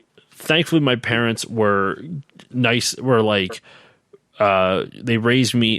They taught me well at that time. They'd be like, no, if you're going to go over, you're going to play with them, not just to play with their games. I'm like, why? I just want to play. And of course, I didn't understand that would be rude. And in our defense, though, I look back on it. I would look at what our neighbors would do. Our neighbors would come over to our house, knock on the door, and say, "Hey, my mom said I could come over." Didn't say anything to us beforehand. They would just show up and just say, "Hey, my parents said I could come over," and we're kind of like, "What?" Okay, I come on in, I guess. Just invite themselves in. I don't know. I was a terrible kid. I did all of those and more. Definitely used friends for video games, and definitely showed up at a friend's house unannounced. So, better man than I. That's the theme of this podcast. Better man than I. Well, no, I don't know about that, but it's just you're kids, you don't understand. But so I played. So I got Pokemon Snap, and it's funny because the moment I got the N64 is when I stopped playing with my neighbors because now I finally had a video game console, and all I did was I played they would always be like, "Hey, do you want to come out and play?" I'm like, "Nah, I'm playing my 64," and then I would just never spend time with them. But so I ended up playing Donkey Kong 64, Pokemon Snap. I ended up falling in love with DK64 once I kind of understood what it was and understood how to play it. So, is that game worth playing? I never played it. I had a 64, but never played that game. And I've thought about going back and trying to beat it as like a retro classic. Rough. It would be rough. Be rough. Now, I love that game, but it is a collectathon. It is like every single thing. So essentially, the way the game plays is that this is where they introduce more than just Donkey and Diddy, and Cranky. You had you also had like Funky and Candy Kong from the Donkey Kong Country games. But in terms of playable characters, you still have Donkey and Diddy, but then they added Tiny, Lanky, and Chunky. Chunky Kong, Tiny Kong, Lanky Kong, and each one. I don't know why they were all Kongs, so they were completely different species. Lanky was an orangutan, and Chunky is just I'm pretty sure he's a gorilla. I'm not 100% certain. And Tiny was just a really tiny monkey or primate. I don't know which, but essentially the way it would work is that you had I forget how many different levels, but there's like I'm going to say 5 or 6 different levels, and in each level, each of those five Kongs had a shitload of things to collect. So each Kong had 5 golden bananas in each level. So just like in DK Country, you had to collect the golden banana, or you had to get his banana horde back, you know? Yep. So you collect all, there's 100 golden bananas in the game, and each world, including the hub world, each Kong has, maybe not the hub world, but at least in each world, each Kong has 5 golden bananas. In addition to those 5 golden bananas, there's 100 regular bananas for each of them to collect. In addition to those 100 regular bananas, there's also blueprints which yield one of their 5 golden bananas. So you have to find the blueprints, and then you have to hand them in to some guy. There's just I don't remember all that. I'm amazed I remember all of that. And then in each level there is coins for them to collect as well. So each Kong had all of that. So you take all that and multiply it by 5. And that's how many things you have to collect in the game. And it's a big collectathon. I love that game, but if you look at it kind of from a macro perspective, there is a lot of problems with it, but the gameplay was fun. All the Kongs got different guns. Like Donkey got a coconut gun. Diddy got his peanut poppers, which are little pistols. Tiny had a little crossbow that she would shoot feathers out of. Lanky had a blowpipe that would just shoot grapes, and then Chunky had a pineapple launcher. It was just a missile launcher that just like jettisoned pineapples out at like high velocities. It was great, and that's also where the DK rap came from. If you've ever heard that. Yes, I have heard the DK rap. I think I knew that it came from that game. Yeah. Dang. I knew the game was a platformer. I just saw it as like a Mario 64 clone, but with Donkey Kong, like a skin swap almost. Collect things. No, it's very plays different. Donkey Kong. Yeah. I still might try it. I mean, you're not the only one I've heard that loves that game, but you are the first one to say that it might not hold up retroactively. No, I try to be pretty objective. Like whenever I give my opinions on games, I always try to say like, this is what I have issues with, but I always try to differentiate. Like, here are things that I think are objectively wrong. Like, these are actual problems with the gameplay versus things that that maybe just aren't my style or aren't my taste. Yeah. Like, trying to think of a good example. I've been playing Red Dead Redemption 2 lately, and been really enjoying it. But the controls in that game are super dated. They use the same control scheme as the original Red Dead from like 10 years prior. And I'm kind of like, you didn't think to update this? Like, why do I still have to mash X to sprint as fast as I can? Why do I have to hold X to do a light jog? And why do I have, like, the weapon wheel isn't intuitive. Once you get used to it, it's fine, but it's not very well designed, in my opinion. Just the controls. I mean, shouldn't say that. They're not great. They're serviceable. Like, they don't completely detract from the gameplay. Like, they don't screw you over, but they could be a lot better than versus. So that, to me, that's an objective criticism where it's like the controls just aren't as good as they could be versus, in Red Dead, I don't like some of the missions. Like, some of the missions aren't fun to me. That to me is subjective because that's just what I find fun, which, you know, people find different things fun. Definitely. And whatnot. So, like, I try to really be like split it up. Like, this is some things that I think are objectively bad versus subjectively bad, so on and so forth. That makes total sense. I think it's a good way to do it. What are some of the other big hitters you remember from the 64 days? Toy Story 2. Toy Story 2 for the N64. I don't know anything about that game. I mean, I know it exists, but you're definitely the first person to bring it up. Let me look it up. Story. Each level was a different portion of the movie, and it was basically you had to collect 5. What did you have to collect even? I forget what you had to get. You had to collect Pizza Planet tokens. Each level had 5 Pizza Planet tokens that you had to collect, do various tasks to do. Sometimes you had to race, like some levels you raced the RC car. Other levels you had, I think each level you had to fight like a Commander Zurg toy. So that was like a little boss fight. It was optional though. Technically, you could choose to fight Commander Zurg if you wanted to. I don't know how many Pizza Planet tokens were needed to beat the game anymore, but you could. You basically the world was completely open and exploratory. That each level was an open and exploratory level where you can go all over the place. Like some levels would have you up in the rafters, some levels would have you down, like searching through tunnels. Like you would go to a construction yard site. You go all over the place. So there's a lot of like secrets you could get. So I just thought it was a really well done game. I really enjoyed that game a lot. I'm watching gameplay and it looks. My first thought is like it looks pretty good. I bet I geek out about trying to use emulators to sort of quote unquote remaster a game, and Project 64 is a great emulator on PC that you can make things run in native 4K and you can use anti-aliasing, and there's actually texture packs. Oh, like, nice. I'm going to be posting some stuff with Super Mario 64. Where people have gone through and redone all the textures in the game, and you can swap them out. Anyway, the reason I bring that up is I'm watching some gameplay footage of Toy Story 64, or Toy Story 2 on 64, excuse me, and I'm like, man, this would look really good. I'm going to maybe run this on emulator and see if I can capture some...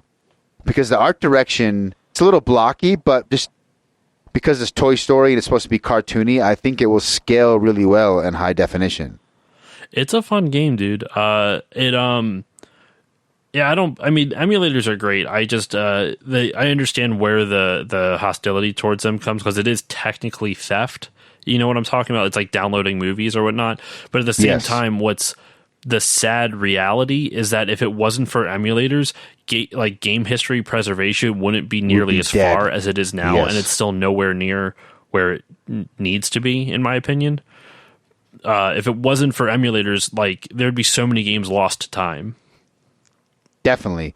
And a lot of times, the part of the way I sort of justify it sometimes, like with this game, I wouldn't play it to beat it probably. I would play it to try to get some footage and see how it looks and tinker around, maybe some textures, and then I would move on. I'm not one of the people who are I'm going to get on you about it, because the reality of it is that my personal opinion of it is, if you find a way to rebuy this game currently, you know, like, are you going to be able to buy Toy Story 2 like for the N64, an emulated version that's officially from Nintendo or from whichever developer that it was from? I highly doubt it. Yeah, probably. So it's like, what else are your options? Like, do you track down a used copy for the N64 if you still have an N64, or it might have even been for PlayStation 1, I don't know. It might have been released for that as well, but it just like, does it, like, can you find it still? Like, if you there's some games you just can't find anymore. Definitely. And emulation is the only way you can actually find those again.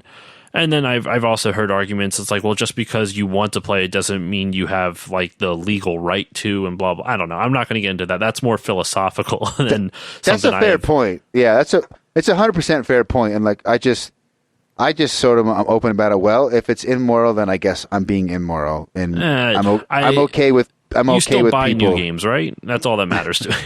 Yeah, I'm definitely spending money on new games. Speaking of not being able to play a game, I grew up really, really hardcore LDS Mormon, and there was this random DOS game that was based on the Book of Mormon that I tracked down and found, and like, you definitely cannot find that game in any way, shape, or form now. But I did find a zip file of it, and then got it running on a DOS emulator. I'm like, okay, that's so obscure. Like, I don't feel bad. I'm like, it's like, so obscure, so random. Like, you're not going to find it. You're not going to be able to find that anywhere. Plus, is the developer, like, how are you going to even know who owns the copyright to it? Like, who was the developer? Do they still own the copyright to the game? Did the developer go under? Like, there's no way you're going to know. They definitely went under. It was it's such a small audience in the first place, but it's a game that I wanted to beat because was a game that I couldn't beat as a kid that I had access to it. And so yeah, I agree. The emulators are in a gray area. I've spent so much time tinkering around with like augmenting games and hacking games, which I find really, really fun. Like Final Fantasy VII is a big one. It's come out, the remake's out, and it's sort of in the news cycle, et cetera, et cetera. But there's a awesome mod called Tifa's Final Heaven that you can mod the original PC version of the game or the Steam version of Final Fantasy VII, and you can swap out all the backgrounds, all the characters, all the animations, the menus, everything can be modded. And oh wow, that's like its own hobby in and of itself. And I can honestly say I spent about 25 hours modding the game and an hour playing it. Well, like the thing is with stuff like that is actually legal. So emulators themselves are completely legal as long as the developer of the emulator worked it out themselves. They didn't just copy it directly from like Nintendo schematics without their permission. If they did their own workaround, it's 100% legal. It's just the ROMs, the game it's copies. just the ROMs that are illegal. Now, with that said, even ROM hacks are 100% legal because what you were just describing of like tinkering with ROMs and stuff like that's 100% legal because you're taking the game code and you're reworking it with your own assets, making your own game out of it, essentially. That is 100% legal still. It's just the ROMs, because it's like the same thing when you download movies or you download music. Since you're downloading it without the permission or paying the copyright holder, the creator, in some way, shape, or form, that's where the legality gets into it. But yeah, I don't know all that much about all, like, you know, like, because I don't know all that much about it, but like like we were talking about before, the morality of like, should you download ROMs? Like, I know so many people. I've played with ROMs. Like, I don't want it to come off like, oh, you shouldn't download ROMs. Like, I'm just saying, like, legally speaking, it's this, but like, how the fuck else are you going to play some of these games? Yeah, and there's a lot of them where I'm playing a game that I played as a kid, and obviously we bought it, or my parents bought the game as a kid. And so I did, in a way you could argue, well, I did pay for it at one time, or my parents did pay for it. That's true. We just lost our copy. True. Now, the counter argument would be there's been also a lot of games that I didn't own as a kid that I went back and replayed retroactively on an emulator where, you know, and maybe in the 100%, like there's a lot of games, like I'm trying to think of a recent one that I played. I recently played Chrono Trigger, the SNES version, on emulator. I did own Chrono Trigger on PS1, the Final Fantasy Anthology, but I wanted to play the Super Nintendo version, which I never owned as a kid. And you could argue, well, I played that. I mean, they made their money off me once on the PS1 version, but I didn't pay ever, any way, shape, or form, pay to play the Super Nintendo version. I just played it on an emulator. I get it. I think that's fine. Yeah, I get it. And I get when people sweat me sometimes when I post shit and they're like, "You're playing on an emulator." I'm like, "Yes, I am." Turn me in if you want to turn me in. Like, yeah, let them be annoyed by it. It's not worth the like defending yourself for. It's like, no, I understand the legality of it, but like, I mean, it's not even worth going into that. Just be like, "Yep, I am," and then just don't respond after that. That's generally what happens. Now, you did after the 64, and you mentioned prior, if you had to pick a console, it would probably be the PS2. So I'm assuming you went from 64 to PS2? I went from 64 to PS1 to PS2. Oh, yes, right. Oh, yeah, I forgot. You had a PS1 late. Let's talk about, I know you got it late in the game, but what did you play on PS1? Lots of Final Fantasy. Yes! A lot of Final Fantasy. 7, 8, and 9 were my bread and butter, my entry into the series. I am a Final Fantasy VIII apologist. I really enjoy that game, despite all of its flaws. Which, at the time, when I was first playing through it, I realized a lot of the reason I liked it so much is probably because I didn't deal with a lot of flaws because I played with a strategy guide. That's one of the only games in my life. I'm pretty sure it is the only game in my life where I've played through the game using a strategy guide, but. So with that said, though, that kind of adds to the point that Final Fantasy VIII is a broken mess, despite one that I really enjoy. It's got some good moments. I'm not saying like the whole game is broken, but there's a lot of like problems with its systems. Definitely. I get a lot of grief. When I had Retro Hangover on, me ended up talking about Final Fantasy, and I was defending Final Fantasy VIII, and they sweated me pretty hard. But I'm the same way. I had a similar experience in where the first time I played it, I got like halfway through, and I didn't understand the junctioning system. And so I got very far in the game, and my level was high, but I wasn't junctioning spells correctly, and I got stuck. I couldn't beat anything. And I kept like grinding and getting levels up, but I didn't understand that you had to like draw spells, stack them up, and then attach them to, because it was not explained very well. It's not explained well, and on top of that, even if it was, it is a very tedious system to have to play through, because you have to painstakingly draw all the spells so you can junction them to your abilities to increase your stats and whatnot. Yes.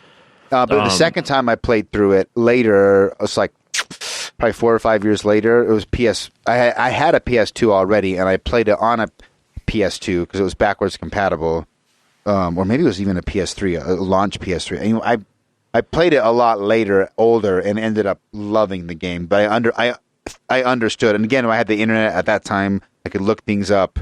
I agree with you 100%. If you have some sort of help to understand how that game works, it's really, really fun. But if you got it close to launch or as a kid, it was just too confusing. There's just it's the junctioning system is confusing. And with that said, though, even though the junctioning system is very confusing, once you learn that, like, you can break that game wide open in ways you can't in other Final Fantasies. Like, there's so many things you can do. Like, I'm not smart enough of a person to really figure it all out. Like, I hear other people doing shit, and I'm like, oh, that makes sense. And I learn it retroactively through them, like, or vicariously through them. But when I first played it, I just kind of like brute forced my way through everything. But like 8 for me, it was, the world felt so real. Like 7 I loved, but the world didn't feel as full, if that makes sense. It felt like the towns had a lot of life in it, but there's a lot of dead space between all the towns. And in Final Fantasy VIII, it felt like the world had so much going on in it all the time. Like there was always something happening. And 9 did that too, but only on the one continent. All the other continents were like barren, but the one continent with the 3 different warring nations, not warring, but 3 separate nations, it felt very alive and real. By the time you got the PS1, were all 3 of those already out? Oh, so you got them all? Okay. I was in, let me think, I was probably in like 8th or 9th grade when I was playing through Final Fantasy 7 through 9. I might have already had the PS2 at the time, but I originally got the PS1 to play. I think I know I said Final Fantasy, but I actually remember now the game that I got it for was the original Medal of Honor. Oh, I do remember playing that. Yes, I loved that. Was Medal a good game. That, and my uncle had a game. He had a PlayStation that I would play periodically, and I would play. He had a game called Jersey Devil, which I remember vaguely. It's a platformer. It's a 3D platformer. I don't remember much else about it. But then the other game that he had was Sledstorm, which was a snowmobile racing game. Definitely remember that game. You remember that game? Sledstorm I remember. Jersey Devil I don't, but I'm looking Jersey Devil up now. I think, you know what? I can't say I ever was exposed to this game. It's not ringing any bells. I don't know much about it. I just know it's a 3D platformer. So I just remember. Yeah, it looks kind of like a Spyro type, a cartoony Spyro the Dragon. Yeah, it's with a little bit of an edge to it. Like it's very dark. Like just visually, it's dark. Yeah. I don't know about content wise, but in terms of visuals, it is very dark. Yeah, I played that. Sledstorm is fucking awesome. It is such a good racing game.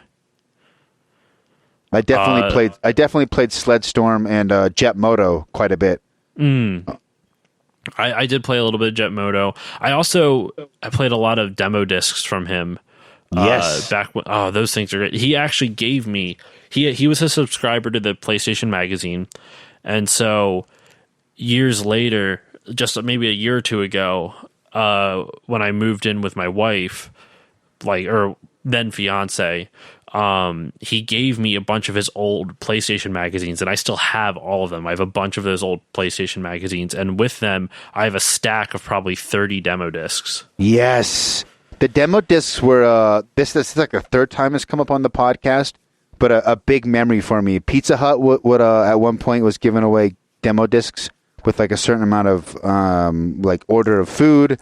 There was like the 2 main demo discs that came out with the PS1 closer to launch, and I would put hours and hours into the. Which demo discs do you if you can remember off the top of your head, and what games are on them?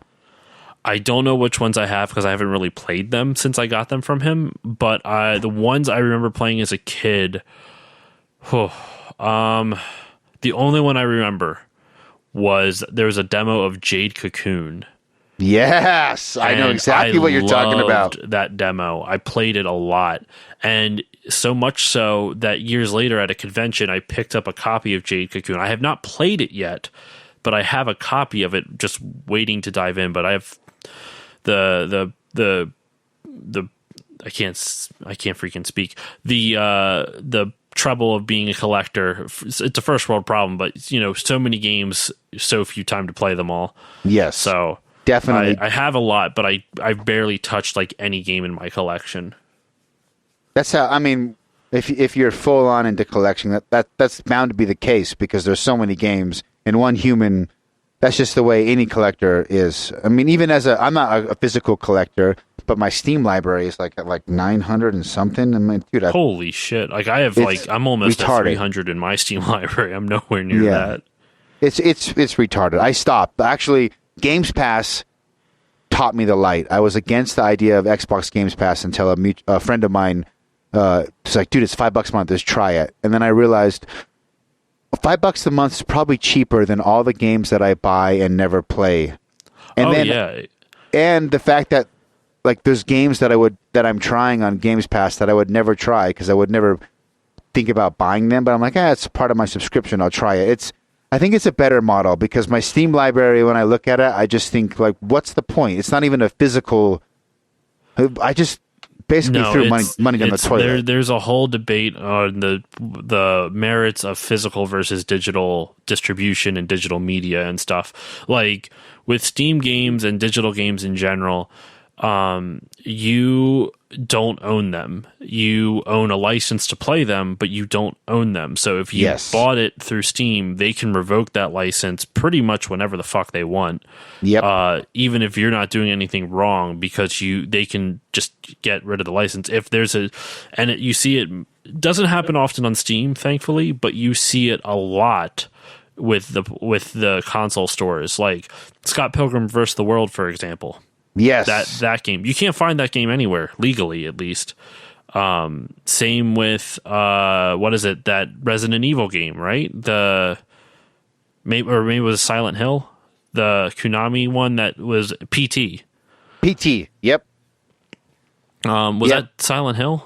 It was it was supposed to be a playable teaser. That was the secret. It was a playable teaser for Silent Hill. If you got the secret ending, it revealed that Norman Reedus was collabing with Hideo Kojima. It's going to be a new Silent Hill game, which got canceled. But and that's why that game no longer exists. Yes, but I still have it on my PS4, and it's still downloaded, and it worked for a long time. But now it doesn't even work. Now, thankfully, since no one paid for that was just a demo, I believe. Yes. It was just a demo. It was free. So no one really lost anything other than that. Just kind of sucks that you can't play it anymore. But like there are tons of games, like hell, even with like the Wii, the eShop on the Nintendo Wii. Like thankfully Nintendo did a really good thing and was like, hey, they told you 2 years in advance when they were shutting it down, and they gave you or it was like a year and a half in advance, and they gave you like 3 months still to put money on and buy whatever the hell you wanted. And then you had a year after that was over to then download anything you want. So like the shop was up, you just couldn't purchase anything new, just anything that was already existing to your like linked to your account you could download. Yes. So that was a really good thing because it gave everyone like a chance to download anything they may have bought through the eShop. But if you did that and you didn't download it, then you paid money and it's gone. It's gone. You can't play it anymore. It's gone. I think now where I'm at is I will buy games. There's definitely going to be some big games that I'll buy digitally. Like when Cyberpunk comes out, I'm going to buy it.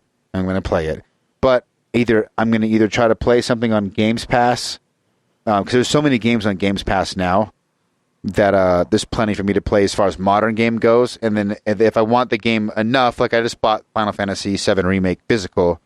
I'm like, that's a game worth buying physical, in my opinion. I'm trying to stray away from the Steam games because I agree. It's like I have a bunch of licenses for games that by the time I come back and maybe try to play some of these retroactively, they may not be available. There's no guarantee I'm going to be able to play them.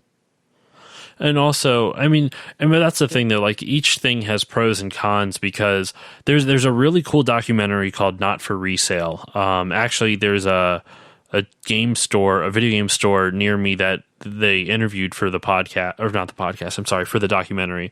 Pat the NES Punk, he helped produce the documentary. Pat Contry.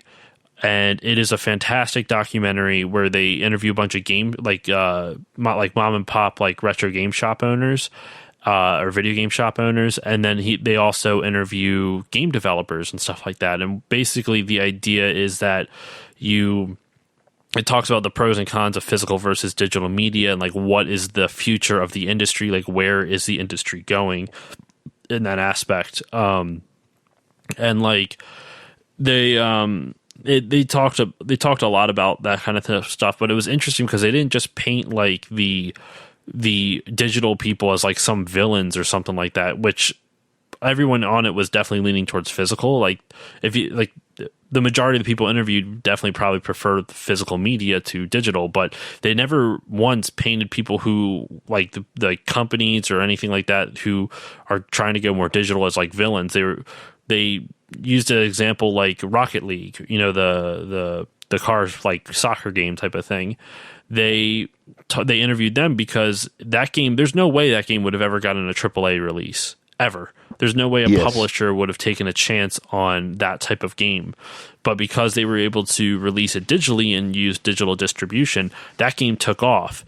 And even some of there's one dude named Frank Cifaldi who is part of the Video Game History Foundation. He created the Video Game History Foundation. He was even saying like how like games like Minecraft, would a publisher ever take a risk on a game like Minecraft like 10 years ago? Probably not. Or 11 or 12 years ago, whenever it was first starting to come out. Like without digital distribution, a lot of the best games that are coming out now would not be able to come out at all, because even if you could find a publisher, or if you couldn't find a publisher, then it's self-publishing, and then you have a lot of overhead that you have to cover, and it's just there's pros and cons to all of it. Like the pros is that we get more games, and that's great. The cons are like we get to keep there's a real possibility we're not going to get to keep many of our games at all. I'm okay with that. I think that's just a strong point. I'm glad you brought it up. It's like the digital distribution lowers the barrier to entry where we get games we wouldn't have gotten otherwise. And there's been a lot of great games. Even the whole indie market. I mean, there's a few big indies that end up getting digital distribution later. Physical, you mean? Later? Yeah, excuse me. Yeah, physical distribution later if they've been successful digitally or they have a great like early access campaign digitally on Steam. But that's a really good point. As you were talking, I was thinking of all the games that I've played that have no physical version or didn't at first until they became more popular. And we wouldn't have had any of those games because the barrier of entry would have been too high and no one would take a chance on them. I think it's a fantastic point for digital. Like that's probably the strongest argument I could think of for pro digital, because if you're into games, and especially if you're really into games, you love your mainstream games, but you also like experimentation and new things and fresh things, and that requires someone taking a chance on something, and they're not going to. They need that digital. They need that lower barrier of entry, that lower overhead, in order to basically put their idea to the test, develop it, and put it out there, and see if it's fun, and see what the market does. And it's I get it. Like, I don't know. For me, I think that you need to keep, like, physical media will never go away. I don't think, like, ever. I'm not saying it's ever going to be nearly as big as it has been, obviously, and it's already, like, its foothold in the gaming industry, unfortunately, in my opinion, is shrinking.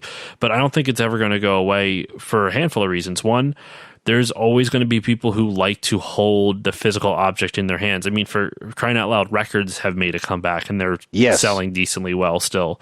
Like, it's no longer, I mean, it's no longer a fad, but it's not at the level that it ever was, you know, in the 70s and 80s. Like, it's never going to hit that level of like popularity again, because it's not, you know, people buy their music digitally now. But I don't think records are ever going to go away, because there's going to be a community of people who, young and old, who are going to keep wanting to get these. And it's the same goes for video games, at least in my opinion. And I'm no expert. It's just the way I kind of think about it is that there's going to be people who want to physically own games, because additionally, like digital stuff, like Game Pass, I think is a great idea. Like, I have no issue with Game Pass. I do have an issue with, I should say I actually have an issue. I don't like the idea of Google Stadia, but that's just more from a functional standpoint. But like Game Pass, it's great because you get a series of game, like a handful of games that you can try out each month, and then, you know, give it a go. It's a great service to have. But with that said, even like, you know, if you like, how many games are just going to show up and then disappear forever? Or like, if you don't like a game and you buy it digitally, you can't return that. Like, there's no way for you to, like, they won't take refunds on that. Steam will. It can refund Steam games, which I actually can refund Steam games now? Yeah, I just refunded Red Dead Redemption 2 because I waited, because sometimes PC releases are a little rocky. Yeah. It's still full price. And I'm like, you know what, it's time. I think it's been out. I know there's been some patches. I downloaded it, $60, and it would just crash on launch. And I spent like 2 hours trying to fix it. Okay. I was like, screw this. Steam will let you refund as long as it's within 14 days and you have less than 2 hours of playtime on the game. That's fair then. Oh yeah, I did know that. I was thinking of that's how it used to be. It wasn't always. Yeah, you're Sorry, right. what? There was a while. I think the refund thing is actually semi-new. And Steam the other argument used to be like you can't share games, but Steam lets you do that now as long as you give someone, like people, permission to peruse your library. They can play games on your library. You just can't at the same time. You can at the same time. You have to basically, you can share up to 5 people. I should preface, I have 900 games on Steam, but like 600 of them are mine. The other are shared games. You let someone else log into your account from their computer and prove that, like, you give them permission, and vice versa, and then you can share as long as you're both not playing the same game at the same time. Yeah. Correct. Yeah.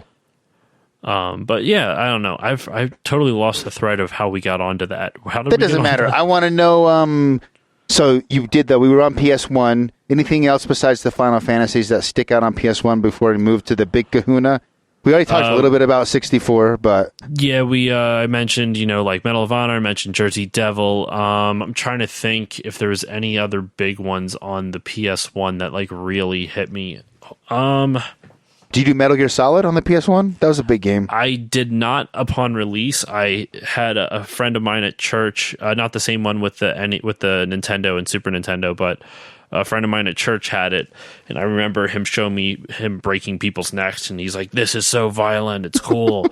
And that's what I remember MGS before I actually played it I played it for the first time probably like 5 years ago, actually. Okay, nice. Holds up really well, surprisingly enough. But yeah, so I don't think there was much of anything else.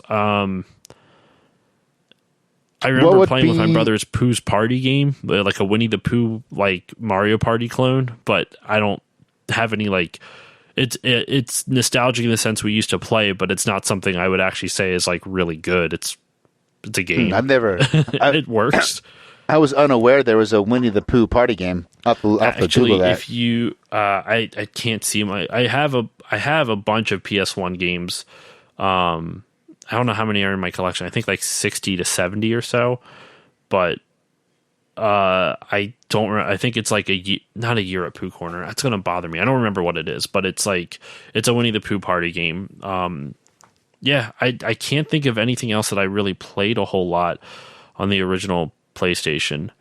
Years later, I did end up getting a copy of the original Persona for free from my brother, which was kind of cool. That's a great game. I bought that. I got really, really deep into our JRPGs. In Persona 1, the first one on PS1, and 2, Innocent Sin, and then there's another version called Eternal Revelations. I played both of those. They're really good. I have that. I have Persona Revelations. Revelations? Yeah. Yeah. It's that's the first one. Yes. People might be. Persona Revelations is the first one. Innocent Sin is like the Japanese version of the second one, and then there's like the American. There's two versions of Persona 2. I'd have to look it up to remember. Yeah. No, my old roommate had Persona 2. My brother got Persona 1 at a yard sale for like $2. He tried it and didn't like it, and then he gave it to me because he knew I started collecting games, and I didn't know much. Like I was like, oh, Persona, okay, I've heard of Persona 3 and 4, but this is like years and years and years ago. Only now do I realize like that disc is like worth $200 now. It's a lot. I have a what's the word? A tale of caution for collection. I only had a good PS1 collection. That was like my system, right? I had multiple versions, like greatest hits, Black Bar, original of like the old PS1 games weren't in the CD size; they were in the longer cases. I had a big set of those. I had Persona 1, 2, both greatest hits, not greatest hits, but a Black Bar and non-Black Bar on the side. And I was like really low on cash, probably like my third or fourth year of marriage. And I've been lugging around this giant collection from like apartment to apartment, wherever we were living. And I took it to a local game shop and I sold everything. And it ended up being quite a bit, like $1,800. Oh, damn. And then the place went out of business like 3 months later. And I really regret it. Like it wasn't, I mean, I've seen some crazy collections on some people. I've seen yours. Yours is like insane. This was just PS1. But man, mine's nothing compared to other people's. I see some, like I just broke 1,000 games for my console collection. There's like maybe 3 of them that are actual like digital. Like I have Journey for PS3 and other stuff. Like, there's maybe like 2 or 3 games digitally in that, but everything else is like physical, and that's nothing compared to like other people. I know some people who have like just. I shouldn't say I know, but like I follow a bunch of people on like Instagram and stuff like that where they have like 3,000-4,000 game collections. No. It's fucking wild, dude. There's a guy called Mez Moron. I don't know if you follow him. Yeah, I follow him on Instagram too. He's got a complete NES. He's got like a bunch of complete DS. He's got like a full-on library in his house. It's insane. It's crazy. So we did 64. Yeah. Let's PS2. We're already at 2 hours, so let's do some PS2 and then kind of like wrap up from there. PS2, I think, is still the best-selling console of all time. I know it was. The original DS came close, but it did not beat the PS2. PS2 is still the highest-selling console of all time. Yeah, it's the GOAT. What did you play on PS2? Jak and Daxter, Ratchet and Clank.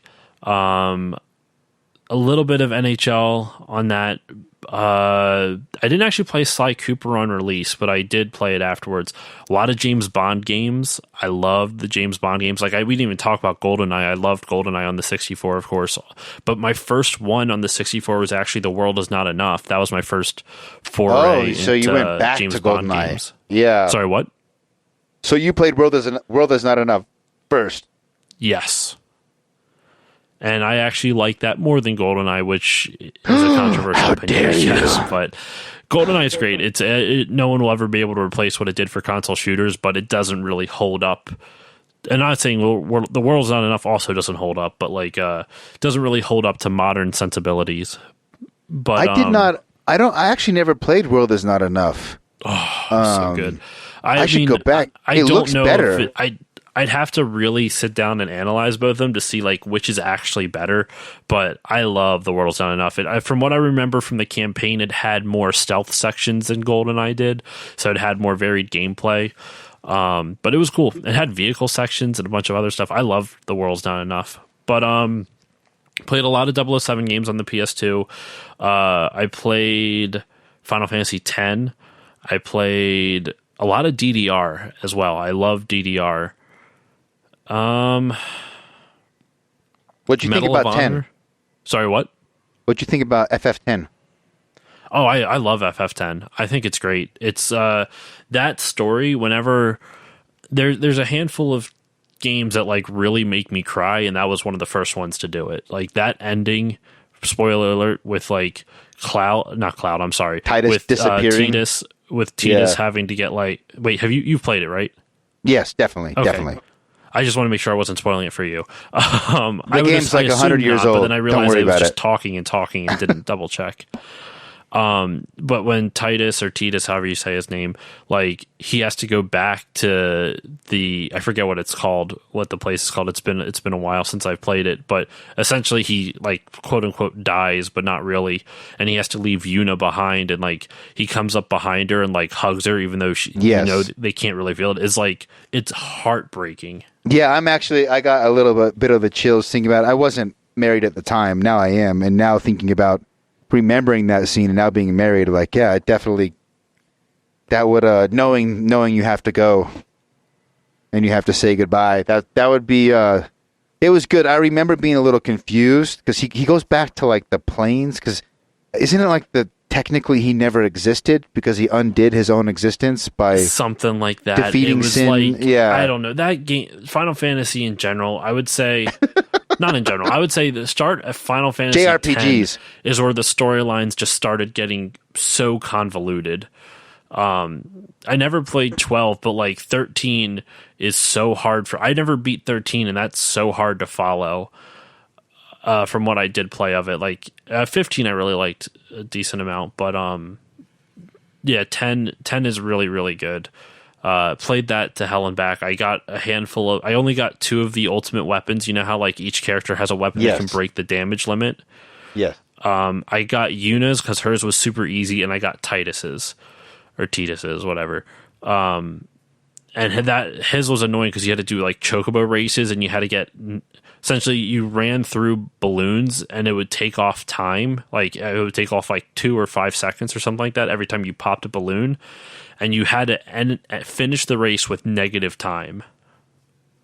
I think I do vaguely remember that. I vaguely remember trying to get Wakka's ultimate weapon, which requires you to play the Blitzball minigame, which I hated that minigame, and I gave up. I was like, I'm not going to grind this out. I don't even like him anyway. I think he throws a ball at people. I don't even need him in my party. Lulu's was the toughest one, I think, to get. I think I only got Titus's, to be honest. That's all I remember is his final sword. Yuna's is pretty easy. You just have to go to like 2 different places. It's not much of a challenge. It's just you have to find it. Which I'm pretty sure I looked up. I don't think I found it on my own. I looked up how to do these. Lulu's was bullshit because you had to dodge like 99 lightning bolts in the thunder plains or whatever in a row. And yes. I could never even dodge one, so I was like, fuck that noise. I can't. How are people supposed to do that? Was there any like I can't think of an optional boss. Like, Final Fantasy VII had Emerald and Ruby weapon. Final Fantasy IX had that like glowing ball. Like, you know how a lot of RPGs, Final Fantasies in particular, would have side bosses that are actually way harder than the campaign end boss? I can't think of one for Final Fantasy X. I don't know if there was one that was harder than the end campaign boss, but I know like a lot of like to get the summons, like to get Yojimbo, you had to defeat Yojimbo and stuff like that. So like there's optional bosses that you could get, but I don't know if there's any like one ultimate one. Like I did the one in Final Fantasy VIII. That's the only one I ever did. That was Ultima Weapon. Yes. And he was the easiest out of all. I mean, he was still tough, but like if you get the Aura spell, if you found enough of the Aura spell, you could just cast it on Squall and just Renzo Kukin his ass till he's dead. And there was I would do like the trick I would do on Final Fantasy VIII. I picked up from online from someone, which is Aura plus like you start like low health, so your limit break will automatically be there. And then there's like some sort of auto Phoenix down or auto regain. So if you die, you come back to life. Auto cast auto cast Aura, and you're always at low health, which means you can limit break basically every turn. Well, the nice thing about Aura is that you didn't even need to be at low health. You could just cast it on yourself, and then... Oh, yeah, that's what Aura was. Yeah. Maybe I'm getting the two mixed up. I mean, my memories... I remember there was one trick... You had the mechanic correct. It was just that Aura bypasses the fact that you need to be at low health to get your limit breaks. Yes, that makes sense. And Aura... Ultima, I think Ultima was the... I remember drawing 99 Ultima for everybody to attach to their attack, and just it taking so long. It was like a marathon to just... I don't remember where that whole system. Love and hate. I'm actually not a huge fan of 10. I like 10 in a lot of ways, but I had a really hard time with Tidus. I just didn't like him. And when you don't like the main character, you have to spend 60 hours with him. It gets a little rough. I mean, I beat it. I definitely beat it. But it's a little bit lower on the...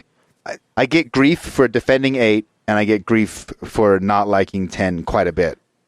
Everyone has their opinions, though. Yes. I mean, that's what's so great about gaming in general. Two people can experience the exact same game and get completely different things out of it, and even can experience completely different experiences because everything's so different and unique. But yeah, I'm trying to think if there's anything else that I played for. I didn't play it originally on the PS2, but I ended up playing it a lot after I got it. It's called Metal Arms Glitch in the System. Metal Arms Glitch in the System. Like it sounds like a mech AL. game. Like not metal, but metal, like iron and shit like that. Yeah, Metal Arms Glitch in the System. It is a fucking amazing game. It is a third-person shooter where you play as this robot named Glitch. And it's got a decent storyline. It's got really fun characters. Like the humor is really funny. And it's robots fighting each other. And the way I found out about it is that one of my good friends, Tristan, who's been on my podcast a number of times for a lot of Insomniac games and Naughty Dog games, he got it because his parents were super strict with video games, and he wasn't allowed to play any games that involved violence towards people. But since Metal Arms was violence towards robots, they were totally cool with it. Oh, yes. Dude, I looked it up. This looks awesome. Looks really good. It's so good.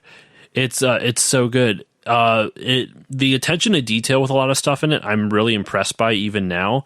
So you fight these robots, and depending on where you shoot them, you can damage their body so it doesn't act the way it's supposed to. So, for example, you can swap out the gun on your arm. Like it's almost like how Barrett in Final Fantasy VII has a gun grafted into his arm, but you can just swap it out, like hot swap it whenever you need to because you're a robot.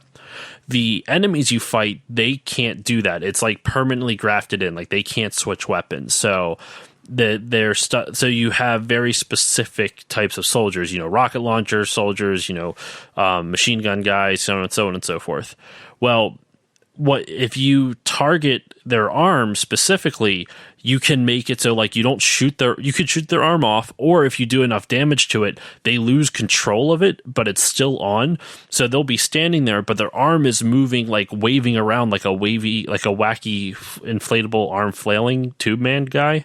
But it's just the arm you damaged. And so they can't control, like they'll look at you and they know they're trying to shoot you, but they can't aim at you anymore. And so they'll just be staring you down and they're shooting their machine gun and it's just going all over the place, like either hitting some of their own enemies or some of their allies or what not. And it was especially fun if it was a guy trying to throw a grenade, because sometimes he would just throw it into himself and blow himself up. Or if it was a rocket launcher guy, he would just shoot at one of his enemies or one of his allies by mistake, or himself once again. The game was great. There was even like a mechanic where you could get this thing called the control tether, and there's like these enemies called Titans, which have like twin chain guns for hands and a side-mounted rocket launcher on their shoulder. And if you snuck up behind them, you could take the control tether and essentially like shoot it into their D port, which sounds dirtier than it actually is.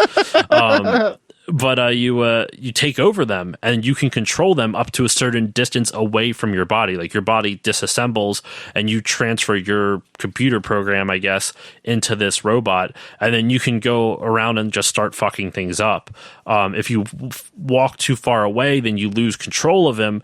But you lose control either by jumping out of it, by walking too far away with it, or it getting destroyed, and then you put yourself back together and you're good to go. Dude, and you could do that with gameplay, even like regular enemies. It was awesome. the game. I've been watching gameplay the whole time. I'm actually seeing a lot of things you're talking about. I've been watching a YouTube video. One was it was a PS2 game because was it released on something else? Because whatever, you could get it on Xbox as well as GameCube, so it wasn't a PS2 exclusive. Okay, I was gonna say whatever I'm watching, whoever's made this YouTube video, it looks a little bit too good to be a PS2 game. A little too sharp. It might be an original Xbox one then. Might be the Xbox or version GameCube. of it. Yeah, it looks like it. I'm gonna have to track this down and play it. It looks fun. It It's has so like good, like almost like a Wall-E, like Disney type charm to the design. Yeah, like- I would agree with that. Yeah, like it's not like hardcore sci-fi robots and cyborgs. It's like you like this cute little yellow dude running around blowing people up.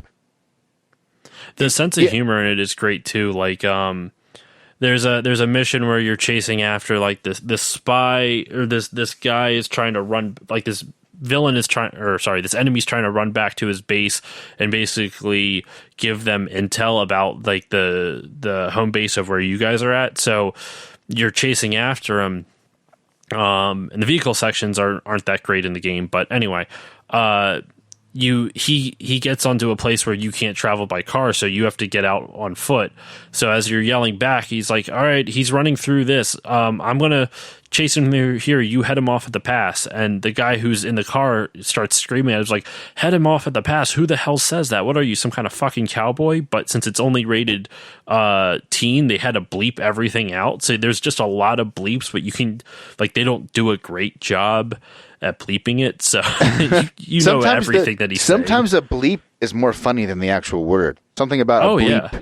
can make it more funny. Yeah, I like that. I'm gonna have to definitely check this out for sure. It's good, man. I loved it. I loved that game. But this is a great one. No one's brought this up before. Like this is you brought up a bunch of. This is what I wanted. This is why I stalked you. I wanted to hear some stuff I've never heard of before. This one, there was another one you brought up earlier. The early one that was like a Mac game, was Pete's something? Power Pete. Power Pete I'd never heard of. Metal Arms I never heard of. And you brought up one other one. And I'm trying to remember that I had never heard of before. Do you remember the console? I'll have to go back and listen to it during editing. I'll track it down. Okay.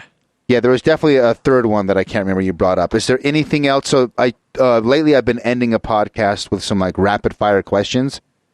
Like, is there anything else you want to go over before I hit you with the questions? No, I think I'm just kind of reminiscing, so I think I covered everything I covered everything we talked about at least. But yeah, no, go for the questions. Okay. Best video game soundtrack. Oof. These types of questions are hard for me because I never really, like I said with my favorite console, I don't really have one that I can pin it down. I will say the first game soundtrack that like really, really, really, really stood out to me was any of the Final Fantasy 7 through 9, but if I had to pick one that like I enjoyed the entire thing, it'd be Journey for the PS3. That is a great soundtrack. Very good. I actually got to interview Austin Wintory on my podcast and talk to him about it. He's a really nice guy. I played that game with a friend of mine, and I watched him. I watched him play. But the first time he played it, one of the very first, like early on in the game, you know how the co-op's kind of like Dark Souls. You can't, like, there's just people there, and you can do gestures, but you're not really like chatting or communicating with each other. Yeah, yeah. A guy, I think it's like the white cape or like the white color, like someone who had found all the scarves. That's someone who's gotten all the power-ups before. Yes. And they just led us through the whole game. And they helped us find everything. We just followed it. And it was like, we have no idea who that person is. but it's like I feel this sense of like, man, I wish I could find you and give you a high five. Thanks, man, or a woman, who knows? Like there's this weird sense of bonding to the stranger that the music. I mean, I think the whole atmosphere and the music of that game like lends itself to that experience of feeling like emotional about your journey, pun intended, with this person that helped you. That game in general, it gets a lot of love, and it's a sort of a cult classic, but I don't think it gets enough credit overall. It's one of the examples of video games are high art, because yes, it's there's always that debate: are video games art? I mean, there's no question video games are art, but there's always like what they generally refer to as like, are video games high art, which that I don't think should be even a question. It should be, but that like whenever people like give that argument, I mentioned this game. I actually mentioned Final Fantasy VI a lot too, /3 in the US. Yes, I think it's a good one. I've heard Shadows of Colossus being used. Shadow of the Colossus, yeah. Shadow of the Colossus, excuse me, being used in that argument as well. Great pick. Let's do favorite. Well, you mentioned crying. What video game has made you cry the most? Ori and the Blind Forest. Oh, really? Oh my god! I never beat it. I got like halfway through. But you know what I'm talking about in the beginning. Yes, when he gets abandoned and First 10 minutes of Up is essentially how I describe that intro. It just rips your heart out. That's how I felt with the beginning of Last of Us, the prologue. Last of Us is good. Last of Us definitely hit me. Actually, Last of Us, that's a close one too. It sets. I mean, neither one of them. I definitely felt emotion on both of them. I could see Ori's a little bit more because it's like Ori's so, like everyone is so innocent in that game, like all the characters, that it hurts a little bit more. But I didn't have a kid at the time. But if I played Last of Us now for the first time with a kid, I would have probably broke down in that opening sequence. I think for me, Last of Us just didn't quite hit. I mean, it still hit hard. I'm not taking anything away from it because that game's fantastic, but it's just the tone of that game is already dark and somber. Like you get that idea from it from the very beginning. So when that tragic thing happens, it's still insanely sad, but it doesn't necessarily take you quite as much by surprise as it does in Ori. Yes, I could see that. I could see that. Yeah. There's actually a really cool thing. If you want to look at the behind the scenes thing of it, I think it's there's a behind the scenes series that Naughty Dog did for Last of Us. And Troy Baker, the voice of Joel, talks about that moment when he loses Sarah, his daughter, in the beginning of the game. Spoiler alert. He was talking about having to get to that place emotionally in order to deliver that scene. And it's a really interesting watch. I don't want to kind of spoil it, but it was they made him do that scene of Sarah dying in his arms like at least 20 times. Is that the one where they I watched a clip at the end where Troy and Neil, I think Druckmann, the creative director. Druckmann, you had it right. Druckmann, and then the girl who plays Ellie, or like they play through the whole game, kind of like live stream and talk about it. And they talk about the end scene. Is that the same series? I just got to watch the No, you're beginning? thinking of the Retro Replay channel that Troy Baker one. and Nolan North do. That is a fantastic YouTube channel. It's an amazing channel. But no, this is separate. This is done by just Naughty Dog. That is done by Nolan North and Troy Baker's YouTube channel. Oh, okay. I have to look this up then because I want to see what you're talking about. I'll see if I can find it and like link it to you in the Google Hangout so you can watch it later. Sweet. But all right, keep going. Let's do best narrative in a game. Best narrative. That's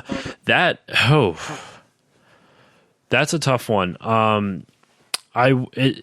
Generally, I lean towards more modern games because I do love Final Fantasy VII and I do love the Final Fantasies, but they haven't the story, like how best can I put it? The plot points still hold up for those games, but the actual execution isn't quite as impactful, obviously, as modern games, because modern games have, much more to play with, much more tools to use.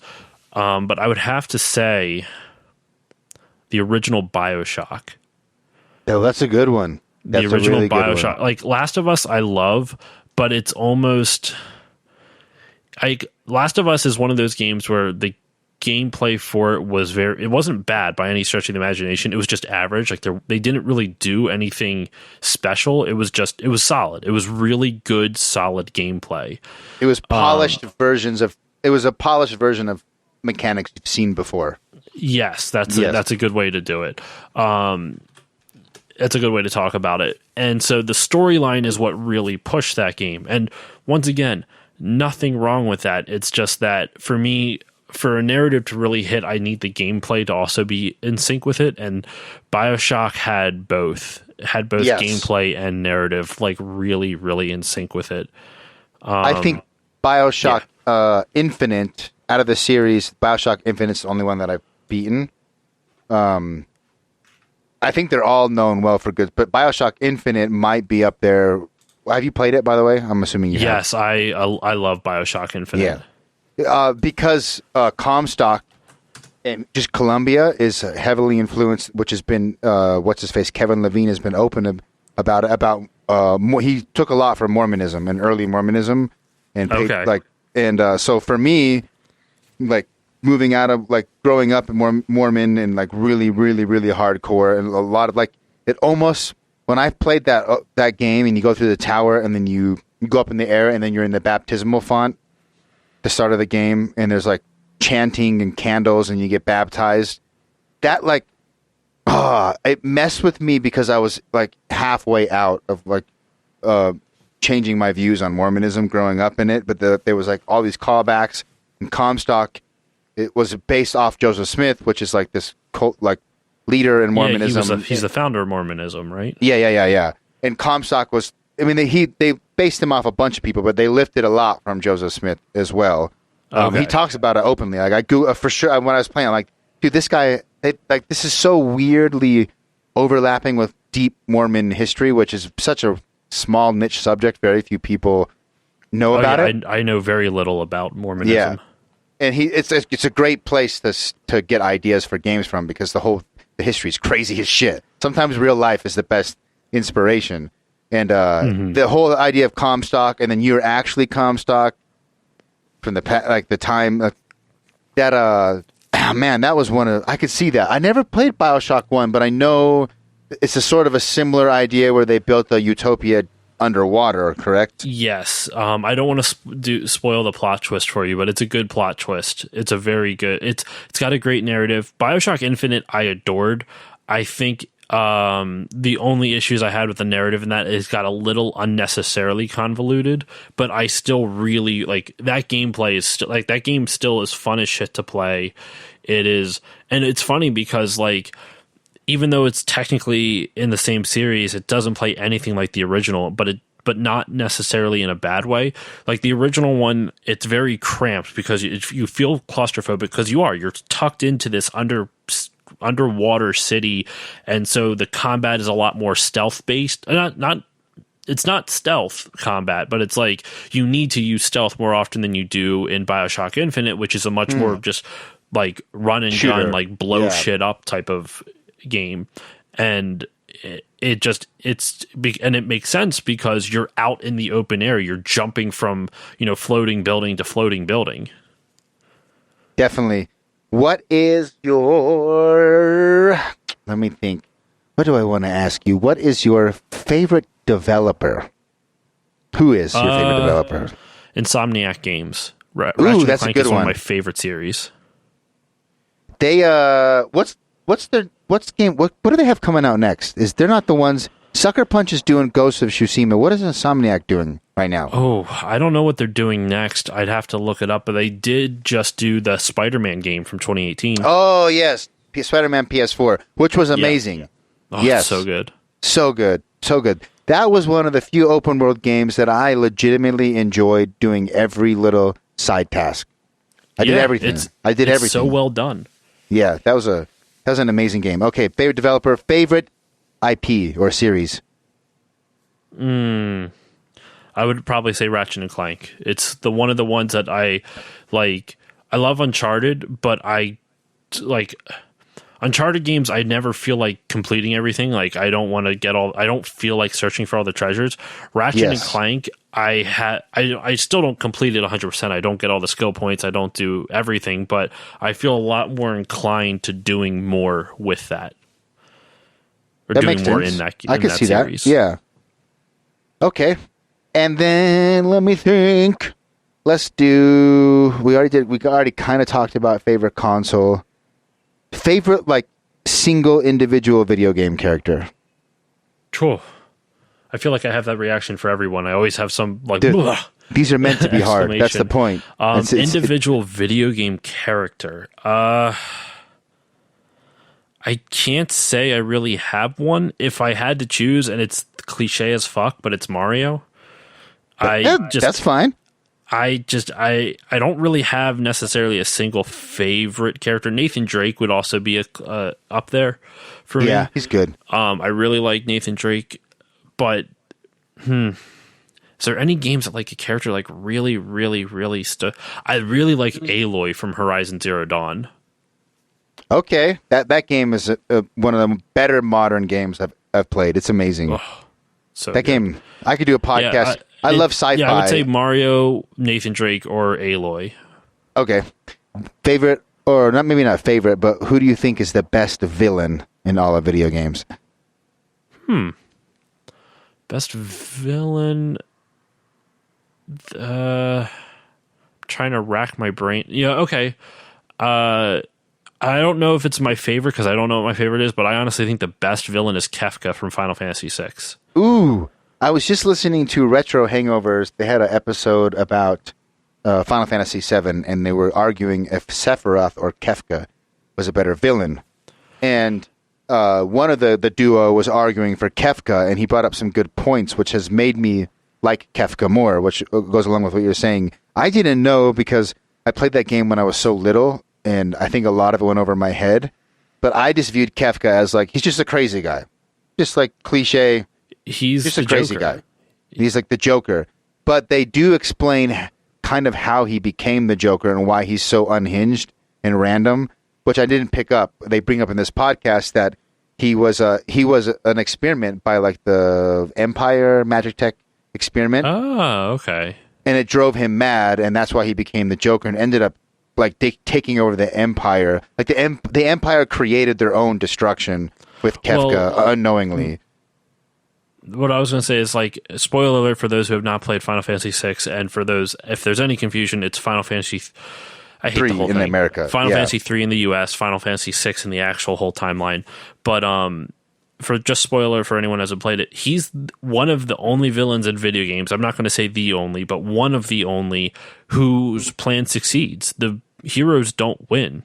They finish up after the fact, but they don't win. He destroys the world. Yes. They sort of get revenge on the fact that he destroyed the world, but you don't stop. You don't stop it from happening. Exactly. So that, and like Sephiroth is a great villain. I would say he's iconic in the sense like he has great presence. Like you see him, like he's just so ever present in video games in general. It's kind of like Mario. Like Sephiroth and Cloud are like Mario for the Final Fantasy series. You know, like they're just. I'm trying to think of the word. I just can't think of the word. They're just culturally, they've had a bigger impact. Yeah, people are more aware of them. Yeah, they're more iconic. I could see that. But I agree with you. After listening to that podcast, I sort of switched my opinion. I'm like, you know what? I can see the argument for Kefka being like a better villain. And I think the point you brought up, I mean, there's a little bit of that with Sephiroth. Like I guess you don't really have the chance, but he does destroy Nibelheim and he does destroy Shinra. But you do but like at least with Nibelheim, you didn't have a chance, and in Shinra, you didn't have a chance. But the word I was trying to remember before, ubiquitous. They're both very ubiquitous in the Final Fantasy series. Yes, that's a great way to say it. But that's a good point. I hadn't thought about that. I mean, I do remember the world ending. Yeah, you don't stop him. You destroy the whole world, and you have to find all your characters again and re-get everybody. Mm-hmm. Yeah, that's dang. That's a good one. Okay, let me think. Okay, one more. I'm trying to think. Choose carefully. Best, like technically polished, like best controls, tightest gameplay of any game you can think of. That is a really good question because I've never heard anyone like. I'm not even saying because I don't get interviewed often. I'm just a small time podcaster as well. But like, well, that's presumptive. Maybe you're probably larger than I am, but I've never, but in like all the other interviews I've listened to of like everything, I've never heard that question before. That's a good one. I want to say it's either going to be a 2D platformer or maybe Ratchet and Clank for any of them because they're all really well, like the controls are so good on them. I'm going to say Super Mario World. The SNES? Yeah. Yeah. Super Mario World has fantastic controls. Like everything feels so perfectly balanced. I do. I mean, that might be. I mean, there's a few platformers that are the gold standard, but Mario, in general, the original NES, and then Mario 3 on the NES, I think really set the standard. Because it was the first one to have the overworld. But yeah, Super Mario World. That is the gold standard for. I think even now, 20-something years later, that's like still the fundamentals of most platformers. Even if it's a Metroidvania that has platforming elements, a 2D side-scroller action game with some more combat elements, it's like all goes back to the formula because Mario, I mean, especially I think Super Nintendo Mario agree. I think that's the best one. I mean, Mario 64 is a different thing because it went 3D, but as far as 2D, that, in my opinion, is also the best Mario. Maybe Mario 3 on NES, you could make the argument, but I would probably go Super Nintendo, Super Mario World as well. Yeah, I'm just thinking of it now. Ori and the Blind Forest as well. That one's has good. Super, super good controls. I have that and the new one, Will-O-Wisps, on Xbox Games Pass, and I haven't played. Mm-hmm. I need to play Metroidvania overall. Metroidvania type games overall are the most common game. Like I can play that formula over and over again. I never get sick of those, which has kind of surprised me. I haven't beaten neither of the Oris. I think the reason why the Oris haven't totally grabbed me, which is sort of hypocritical because Hollow Knight grabbed me, is the art style on Ori. It's like I don't want to play a Disney game sometimes.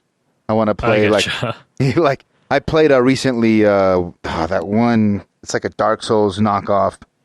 It's dang it, why I can't remember it. Death's Gambit. I've never heard of that. It's like a Adult Swim game. It's like Dark Souls translated to 2D. It's a Metroidvania.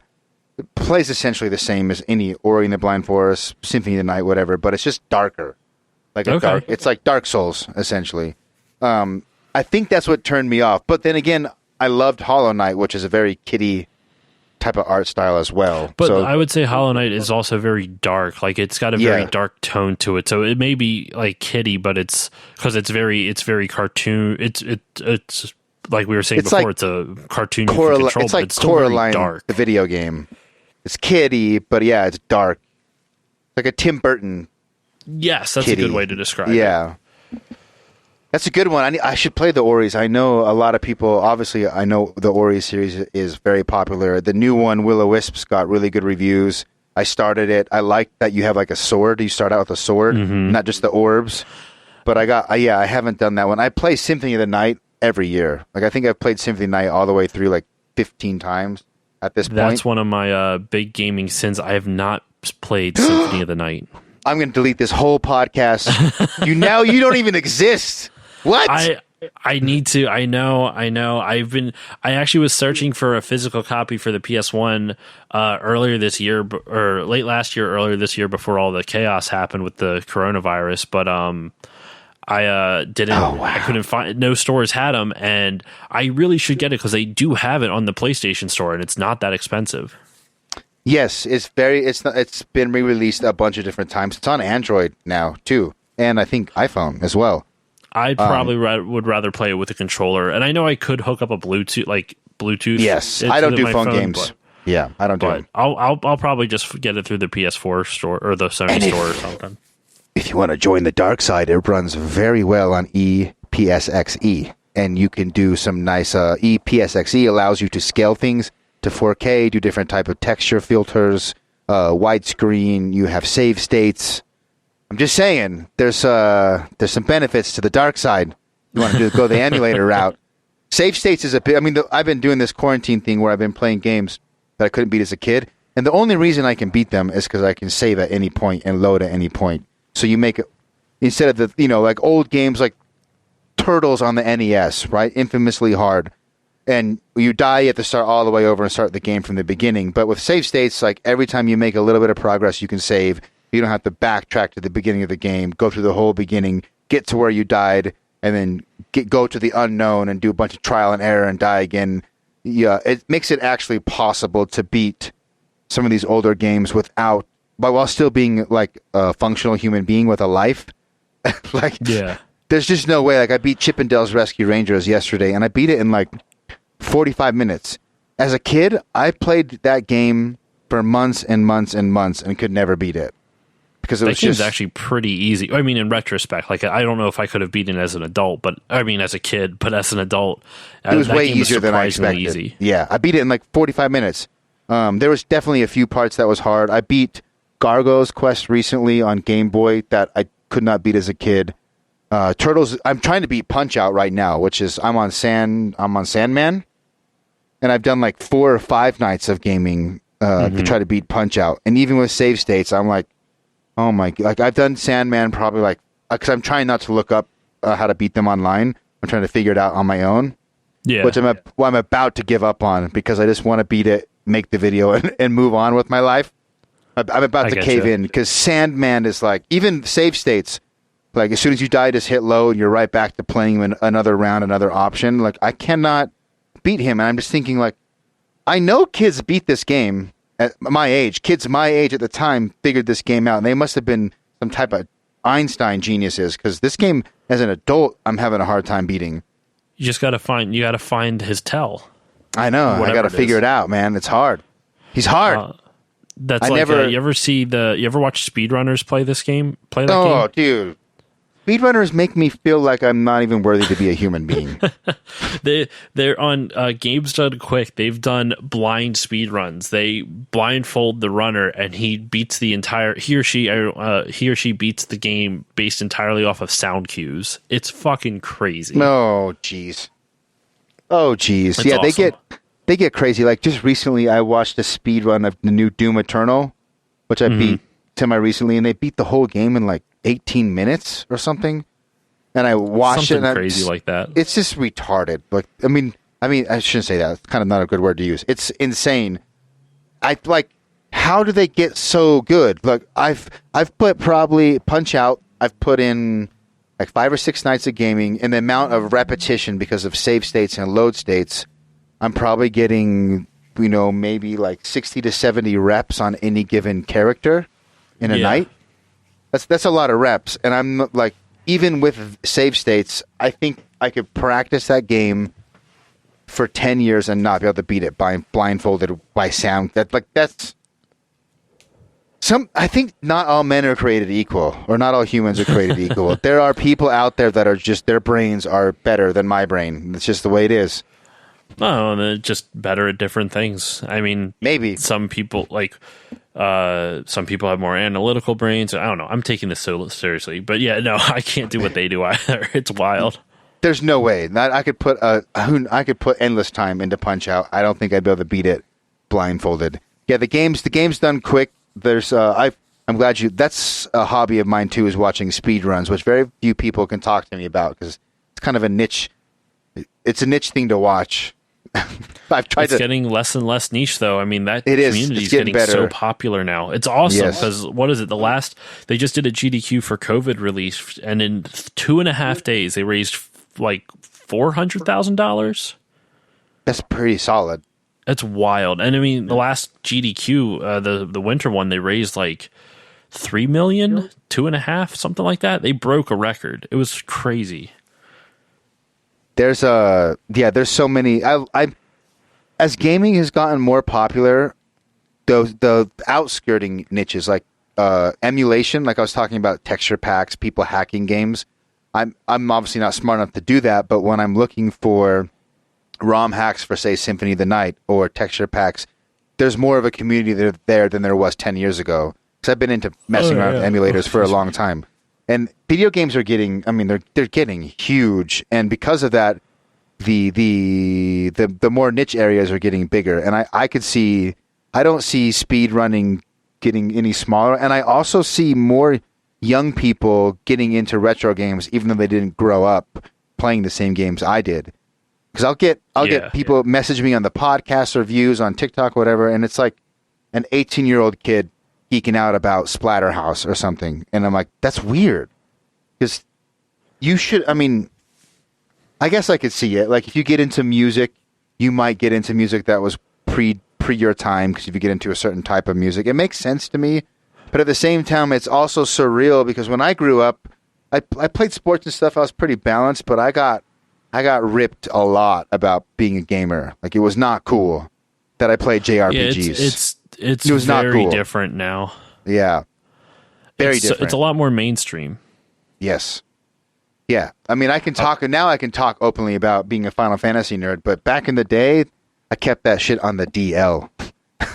Did I play through Final Fantasy VIII? No. What are you talking about? I don't know what you're talking about. Because, like, I would literally bring Final Fantasy strategy guides to school and read them at lunch. No one Your ever school gave me must have shit. been nicer than mine. I was one of the few kids, like the few gaming kids, and this is kind of like, I understand this is a very, like, not everyone's experience. I didn't get bullied, like, at all. This is a good story, actually. I had one bully in school, and it wasn't because I played video games. His name, I don't want to say his name, but his first name was Andy. I'll just do that. His first name was Andy. Let's just call him Chad. And Chad sounds like a good bully name. Chad. Actually, there was a dude named Chad in my school, and he was kind of known to be a little bit of a tool, but there was a kid that was like badgering me about something, because I sat down at lunch and he's like, that's my seat, and he was giving me shit about it. And then this dude Chad, he was a jock. He's a jock, and he's a total, like, he looks like a frat boy, but he stood up for me out of the blue. Super nice guy. Nice. I was really surprised by that. Anyway, way to go, Chad. So this Andy guy, he bullied me a lot. Like, it was never physical. He would never physically hurt me, but it was a lot of verbal bullying, and he would just antagonize me a whole bunch. And even when I say bullying, like, it has to be mild compared to other people's experiences, because like, it was just I was a sensitive kid, so it was probably just a lot bigger in my head. But I remember when I would talk to my parents about it, specifically my mom, she told me one time, she's like, well, you know, people only bully you because they don't like who they are, so they take it out on you. And I'm always like, well, why? That doesn't make sense. If they don't like themselves, why are they doing this to me? And, you know, she did her best to explain that. And so one day it got to the point I was so fed up where he was just like picking on me for so long. And I just looked him in the face. I go, you don't like yourself very much, do you? And he was just so taken aback by it. He's like, what? I go, yeah, my mom said, and I literally said that. Like, my mom said that people who are mean to others, it's because they don't like themselves. You don't like yourself very much, do you? And the kid was just so, like, shook by it. He just goes, yeah, I don't really like who I am. Wow. You shut him down with the truth. Yeah, and we were friends after that. Nice. Yeah, I didn't get bullied. But I think partially I grew up in Utah and Utah County, which especially in the 80s and 90s was literally like 98% Mormon. I didn't know anyone who wasn't Mormon. And in Mormon culture, at least at the time, I don't know how it is now. I'm not super piped into the culture right now. But at the time, video games was like, not like devil, like the evil, but like a complete waste. Yeah. And so, like, a lot of kids were told that about their parents, because a lot of parents were worried about video games. And so a lot of kids would just kind of, like, just look down on me like I'm a loser. But I was actually really smart. I got, like, 4.0s all through school, and I didn't care. But I would definitely, it was sort of like you were saying, it was verbal, like, just people talking shit. And because when you're 13 or 14 in junior high, you're so sensitive and so self-conscious that I didn't like getting made, I didn't like just the teasing. And so I wouldn't talk about video games unless it was with another kid I knew that was a legit OG. Like I had one friend that would play like RPGs. He had an unlocked PS1 and he would play them in Japanese. Like he would import the games that didn't come to America and play JRPGs. That guy is legit. And I could I could geek out with him. Like that. Yeah. But you must have had a good school, man. I mean, it wasn't that bad. Like my cousins, people just it was viewed lower than even TV, like sitting around and watching TV. It was just viewed as like a complete total waste of time. Yeah. And so if you spent a lot of time playing games, it was just like, oh, that kid's doing nothing with his life. He's a loser. I don't know. That's how it was for me. It's interesting because you see it a lot. Like gaming means a lot to people of our age and older, and maybe a little bit younger too. Like I don't know when the perception started to shift within the public eye, but like video games mean a lot to people our age, and like I was saying, just because it was looked down upon for so long, like you were saying, and since it's so much more accepted now, and that's a good thing. Like if people are still getting into games and they're still as passionate about games as we are now, then that's good. It's good that they don't have to go through the stigmas and stereotypes that kind of have been associated with gamers for a while. And it's going to take a while to completely go away. I mean, just because it's more socially accepted in schools now doesn't mean that it's still socially accepted outside of it. Like look at how, legislators and like other people, like older people still around, like view games in general. Like hell, even my parents, like they were super supportive of it, but like they definitely probably for at least a long while thought that my gaming habit was a huge waste of time. Even though they weren't rude about it, they never really chastised me for it or like scolded me for it. I'm sure there's a lot of moments where they thought that, and it's going to take a long time for that stigma to go away. And the big reason is like video games are still in its infancy. Like if you look at other mediums like film, and like literature's been around for centuries, like film is just becoming like a century old now, and it took a good while for films to consider this piece of high art. Video games are approaching 50 years old ish, yeah. And that's, if you think about it, though, like films were already big by 50 years. Like 50 years after film, you hit the 70s, like the 60s and 70s. So film was already like huge. So gaming's just taking a little bit longer, but in the grand scheme of all media, it's still in its infancy. I agree, and it's already.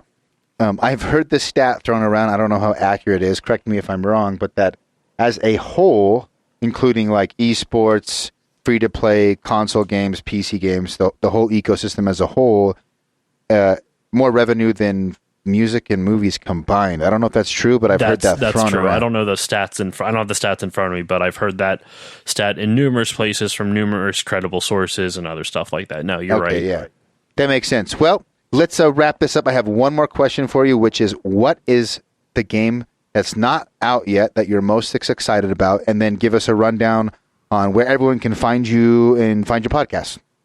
All right. A game that I'm looking forward to that is not out yet, I would probably say Cyberpunk. That's actually, I was honestly thinking that, even though I'm not I'm not a huge fan of the Witcher games, not because I think they're bad. I just haven't had much chance. Like I've been playing through The Witcher 2 for the first time somewhat recently, and it's not bad. It's definitely, like, a lot of the things that I have issues with, I'm forgiving because it's almost a decade old now. I think The Witcher 2 is a pretty shitty game, to be honest. I love The Witcher 3, but Witcher 1 and 2 they're clunky. It is what it is. That's what it is. But yeah. So I'm curious. Like, I like the atmosphere that I'm seeing. I like the whole aesthetic that they're going for, that CD Projekt Red is going for with Cyberpunk. So I'm curious about that. For my podcast, though, you can find me on Facebook, Twitter, and Instagram at StillLoadingPod on all of them. You can also email me, stillloadingcontact@gmail.com. If you want to check out my website, you can go to stillloadingpodcast.com. Or if you want to support the show, I was about to say rate, review, subscribe, but do that for you because that's this is your show. But you can also check me out on Patreon, patreon.com/stillloadingpod. I'm also partnered with a nonprofit organization. This is probably more important. Well, not probably. It's more important than any of my plugs. They're called the Bit by Bit Foundation, and you can go to bitbybitfoundation.org. What they do is they put video game consoles and video games in the hands of children receiving inpatient care in hospitals, long-term inpatient care. So you can check out their website and donate if you feel so inclined. That's a really good idea. Yeah, that's a really good idea. A guy I used to work with at one of my old jobs is one of the founders of it. And when I saw him posted on Facebook, I was like, "Holy shit! I need to see if I can partner up with them." Like, I'm not like there's no money at all. I'm just shouting them out every fucking chance I get because I think it's a really cool thing that they're doing. Dude, if my kid was stuck in the hospital and I didn't have money and someone brought my kid a game, I'm getting emotional just thinking about it. I would love you for the rest of my life. Yeah, they're legit. Like they've been fully accredited and everything. You can check it all out on their website. So it's funny because that kid, he's like, I didn't talk to him for a while, and then when I saw him post we caught up. But he like, I love that kid because he's a little bit younger than me. But while I was at a grocery store I worked at, and this kid would practice picking locks in between bagging orders. He was a bagger. And what he would do is he would like bag an order of groceries and then just pull out a shitload of padlocks from his pockets and then just start picking them. And then when another bagging order came, he would just slide them back in. So he's the type of person that doesn't waste. He's always what's the word? He's extracting as much value out of his time as possible. He taught himself calculus over the summer for fun during high school. Yeah. I know kids like this. That's the type of kid he is. Yes. Yeah, I know kids like this. Crazy smart. But so bitbybitfoundation.org, you can check it out. Yeah, I'm going to definitely check it out. I will plug it on the intro of the podcast as well. Put the applicable links in the description.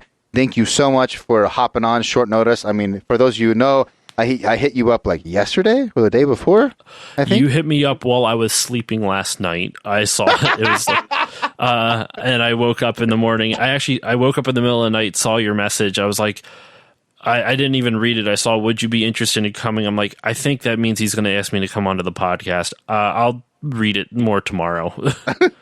I stay up really late, especially since quarantine. So my sleeping habits have been a little weird. Thank you so much for coming on. I reached out to a bunch of people, Retro Hangover. Again, shout out to them. They came on, you came on. I'm surprised at how many people not just say no, but they say no by not even responding. A little weird to me. I mean, the thing is that you always have to ask, but yeah, I'm not surprised by it. Like I've asked a bunch of people that I would hope would come on the podcast and just never hear back from. But like asking is how you get anywhere. Like I said before, I interviewed Austin Wintory, the composer of Journey. He also did Assassin's Creed Syndicate. Okay. He's done a number of games. I emailed him last year just saying, hey, I'm a huge fan of Journey. I would love to interview you. And I didn't hear anything from him for like 2 months. And then all of a sudden he's like, hey, I'm sorry I didn't notice this email until now. I would love to come on. That hooked me up with his PR company, and then they just randomly email me every now and then. They hook me up with interviews with video game composers. Awesome. Yeah, I mean, that's my plan moving forward is I'm going to reach out more, and I understand that there's going to be like a big percentage is not going to respond, but when they do, you're going to get connections that lead to more connections and more connections.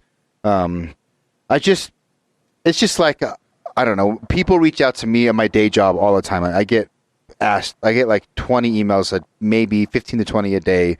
I do marketing stuff, and it's like either interviews or questions or podcasts or selling me something, and I take the time to at least tell them no so that they know that the answer is no, and then they don't. Also, it's partially selfish. They don't keep following up and sending me more stuff, thinking I didn't see it or something. But so it's half a win-win selfish situation for all parties in that instance, Yeah. I feel like. So this podcast for me was just been something I've done on the side, like for fun. Recently with quarantine, I've been putting more time into it, creating more content outside of just interviews or podcasts, like doing more videos and stuff online. And so I started reaching out to people like, well, maybe I'll just start reaching out. And I think I just was a little, naive about my expectations. So I had to, reality had to humble me a little bit. We'll say that. It's good for me, though. It's good for me. That's a long-winded way of saying I really appreciate you. Short notice, turning around and hopping on the podcast, responding.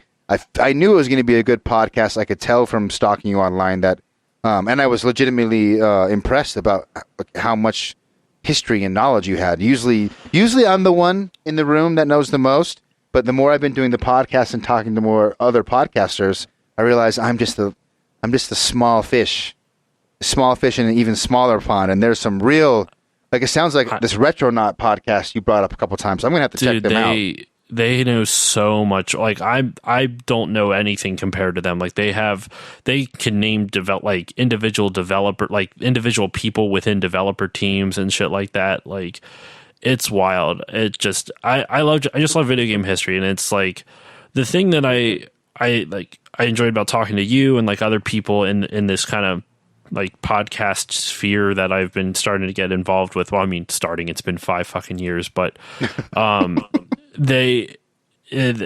with gaming specifically, the community is, and it's interesting because I mean, I guess like with anything in life, the one thing that I notice with gaming is that a lot of times it tends to be a dick measuring contest. Like who knows more, who's the better gamer, who's the gamiest gamer out there. And I fucking hate that. Like it doesn't make any sense. So like, part of it is like I'm not always good at taking compliments, but the other part is I never want anyone to think that like just because I spend a lot of time like going into video games that means like they don't know anything. I don't know. I didn't get that vibe from you, but I always just like to clarify that it's just a passion of mine. Like gamers in general can be dicks, but there's a lot of good people out there, and there's a lot of good gamers out there that just want to talk about this type of stuff. And that's why I've really enjoyed this podcast. I still can't believe we're going on in almost 3 hours. I know. Every time I do it, I'm like, hey, I want to be fast, efficient, but I just end up having too much fun. And I'm like, you know what? And when I look at my stats, the listen to completion rate is pretty decent. So it seems like people are staying, what's the word? They're staying locked in. They're staying entertained for the most part. I did want to bring up, I think you're right. Most gamers are, I've never really had a bad experience bringing someone on or as a guest or talking about video games. But when I read the comments specifically on anyone who's an influencer who's female, I get a little like, ooh, this is why people look down on gamers. There's a little bit of sexism. I know that kind of comes off as like woke-ish type of like holier than thou culture, but like there is some legitimacy to that. I used to work at GameStop, and my bosses were both female. And it didn't happen to me. But I was there one time when it happened, where they would go out and say, "Hey, how can I help you?" And they wouldn't ask them a question because they were a girl. Yeah, people get weird. Like I'm definitely. Most people would not consider me on the woke side of the spectrum. I'm pretty loosey goosey with everything, but.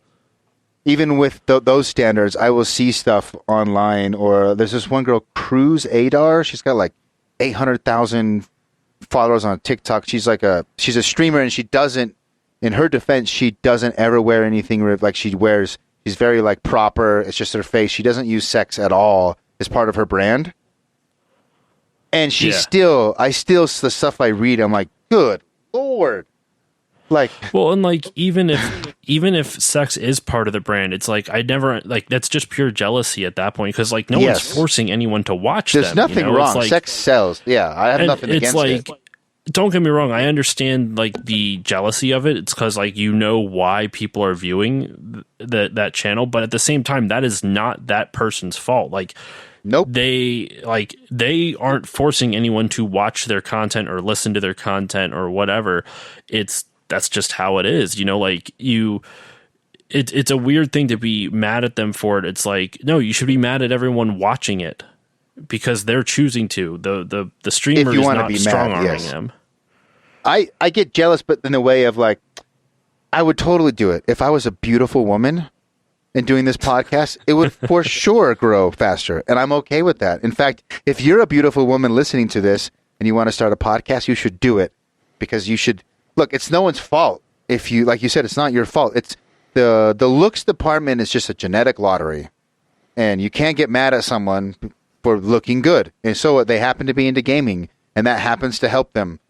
What are you going to do? Like turn the world upside down? If you have a problem with that, you have a problem with God or whatever created. Like that's not anyone. I agree 100%, but I do get let down sometimes, especially or comments. I mean, if I read the comments on an IGN post or a YouTube video, and I just think, man, gamers are at least the gamers who comment they don't give us a good look. That's what I should say. No, they do not. They do not give us a good look. It's just like there is a stigma around girls who play video games that is unfair because it's like if there's an attractive girl who's into games, then there is almost that perception where because of how gaming has been for so long, that's like, well, no, you're just there's no way you like video games. You can't. There's just no way, and that's not the case at all. There's so many girls who just happen to be attractive or into video games, and it's an unfortunate stereotype that consistently plays out. And I don't know when it's going to go away, but hopefully it goes away at some point. And inevitably, if you're an attractive girl, not just gaming, but online, if you're any sort of influencer or social platform and you're an attractive girl online, you are inevitably getting bombarded with the most terrible messages every single day. And that blows my mind because like, look, I'm like super loose. I joke. You joked about swearing. I'm like, wow, you probably never seen my TikTok video or my Instagram videos lately. I swear like a sailor in every single one of them. I'm like very, very lax. Right. And, I would never like, even in my drunkest, most terrible moments, send messages like some of the shit I've seen people share. Like this is, like maybe a certain influencer will be like, this is what I'm dealing with. And they'll like block someone's name out and show a message. Right. And you just, I just recently, because I have two young daughters, 3 and 4. Mm-hmm. And so I'm trying to be more aware of like what the world is like. I've been completely oblivious to all of this up until like a few years ago. And I'm thinking more about social media and my daughters and like the dangers. And then I've been researching it more and following more influencers who are female and then getting exposed to the problems that they complain about and that like them sharing messages and sharing stories. And it terrifies me. I believe it terrifies me. I believe it. Yeah. I don't know how you prepare a girl for what's out there. The only way is other women have to. Like we won't know what it's like because we didn't have to experience it. At least not. Yeah. I mean, maybe some guys have, depending on like how they grew up, but the women have to because they're the only ones that know. They're the only ones that have to deal with that shit. So, and it's awful, but I don't know. But anyway, we should end this on a happier note. Yes. First, the happy note is not. I do think that the people who are online arguing in comment sections or sending terrible messages to people online, I do think they're the minority. They're the ones that get the most attention. They're loud. It's the vocal minority. Yes, very vocal. The rest of us are chill. Thank you so much. Anything else you want to say before we peace? No, just if you want to check out more of my stuff, check out the Still Loading podcast. It's on Spotify, Apple Podcasts, Google Play, Stitcher. I don't know, any places. You can check it all out. And I just do a lot of modern retro game content. So, yeah. All right, check it out. And we're going to end recording in 3, 2, 1, stop. All right, you made it to the end of the podcast.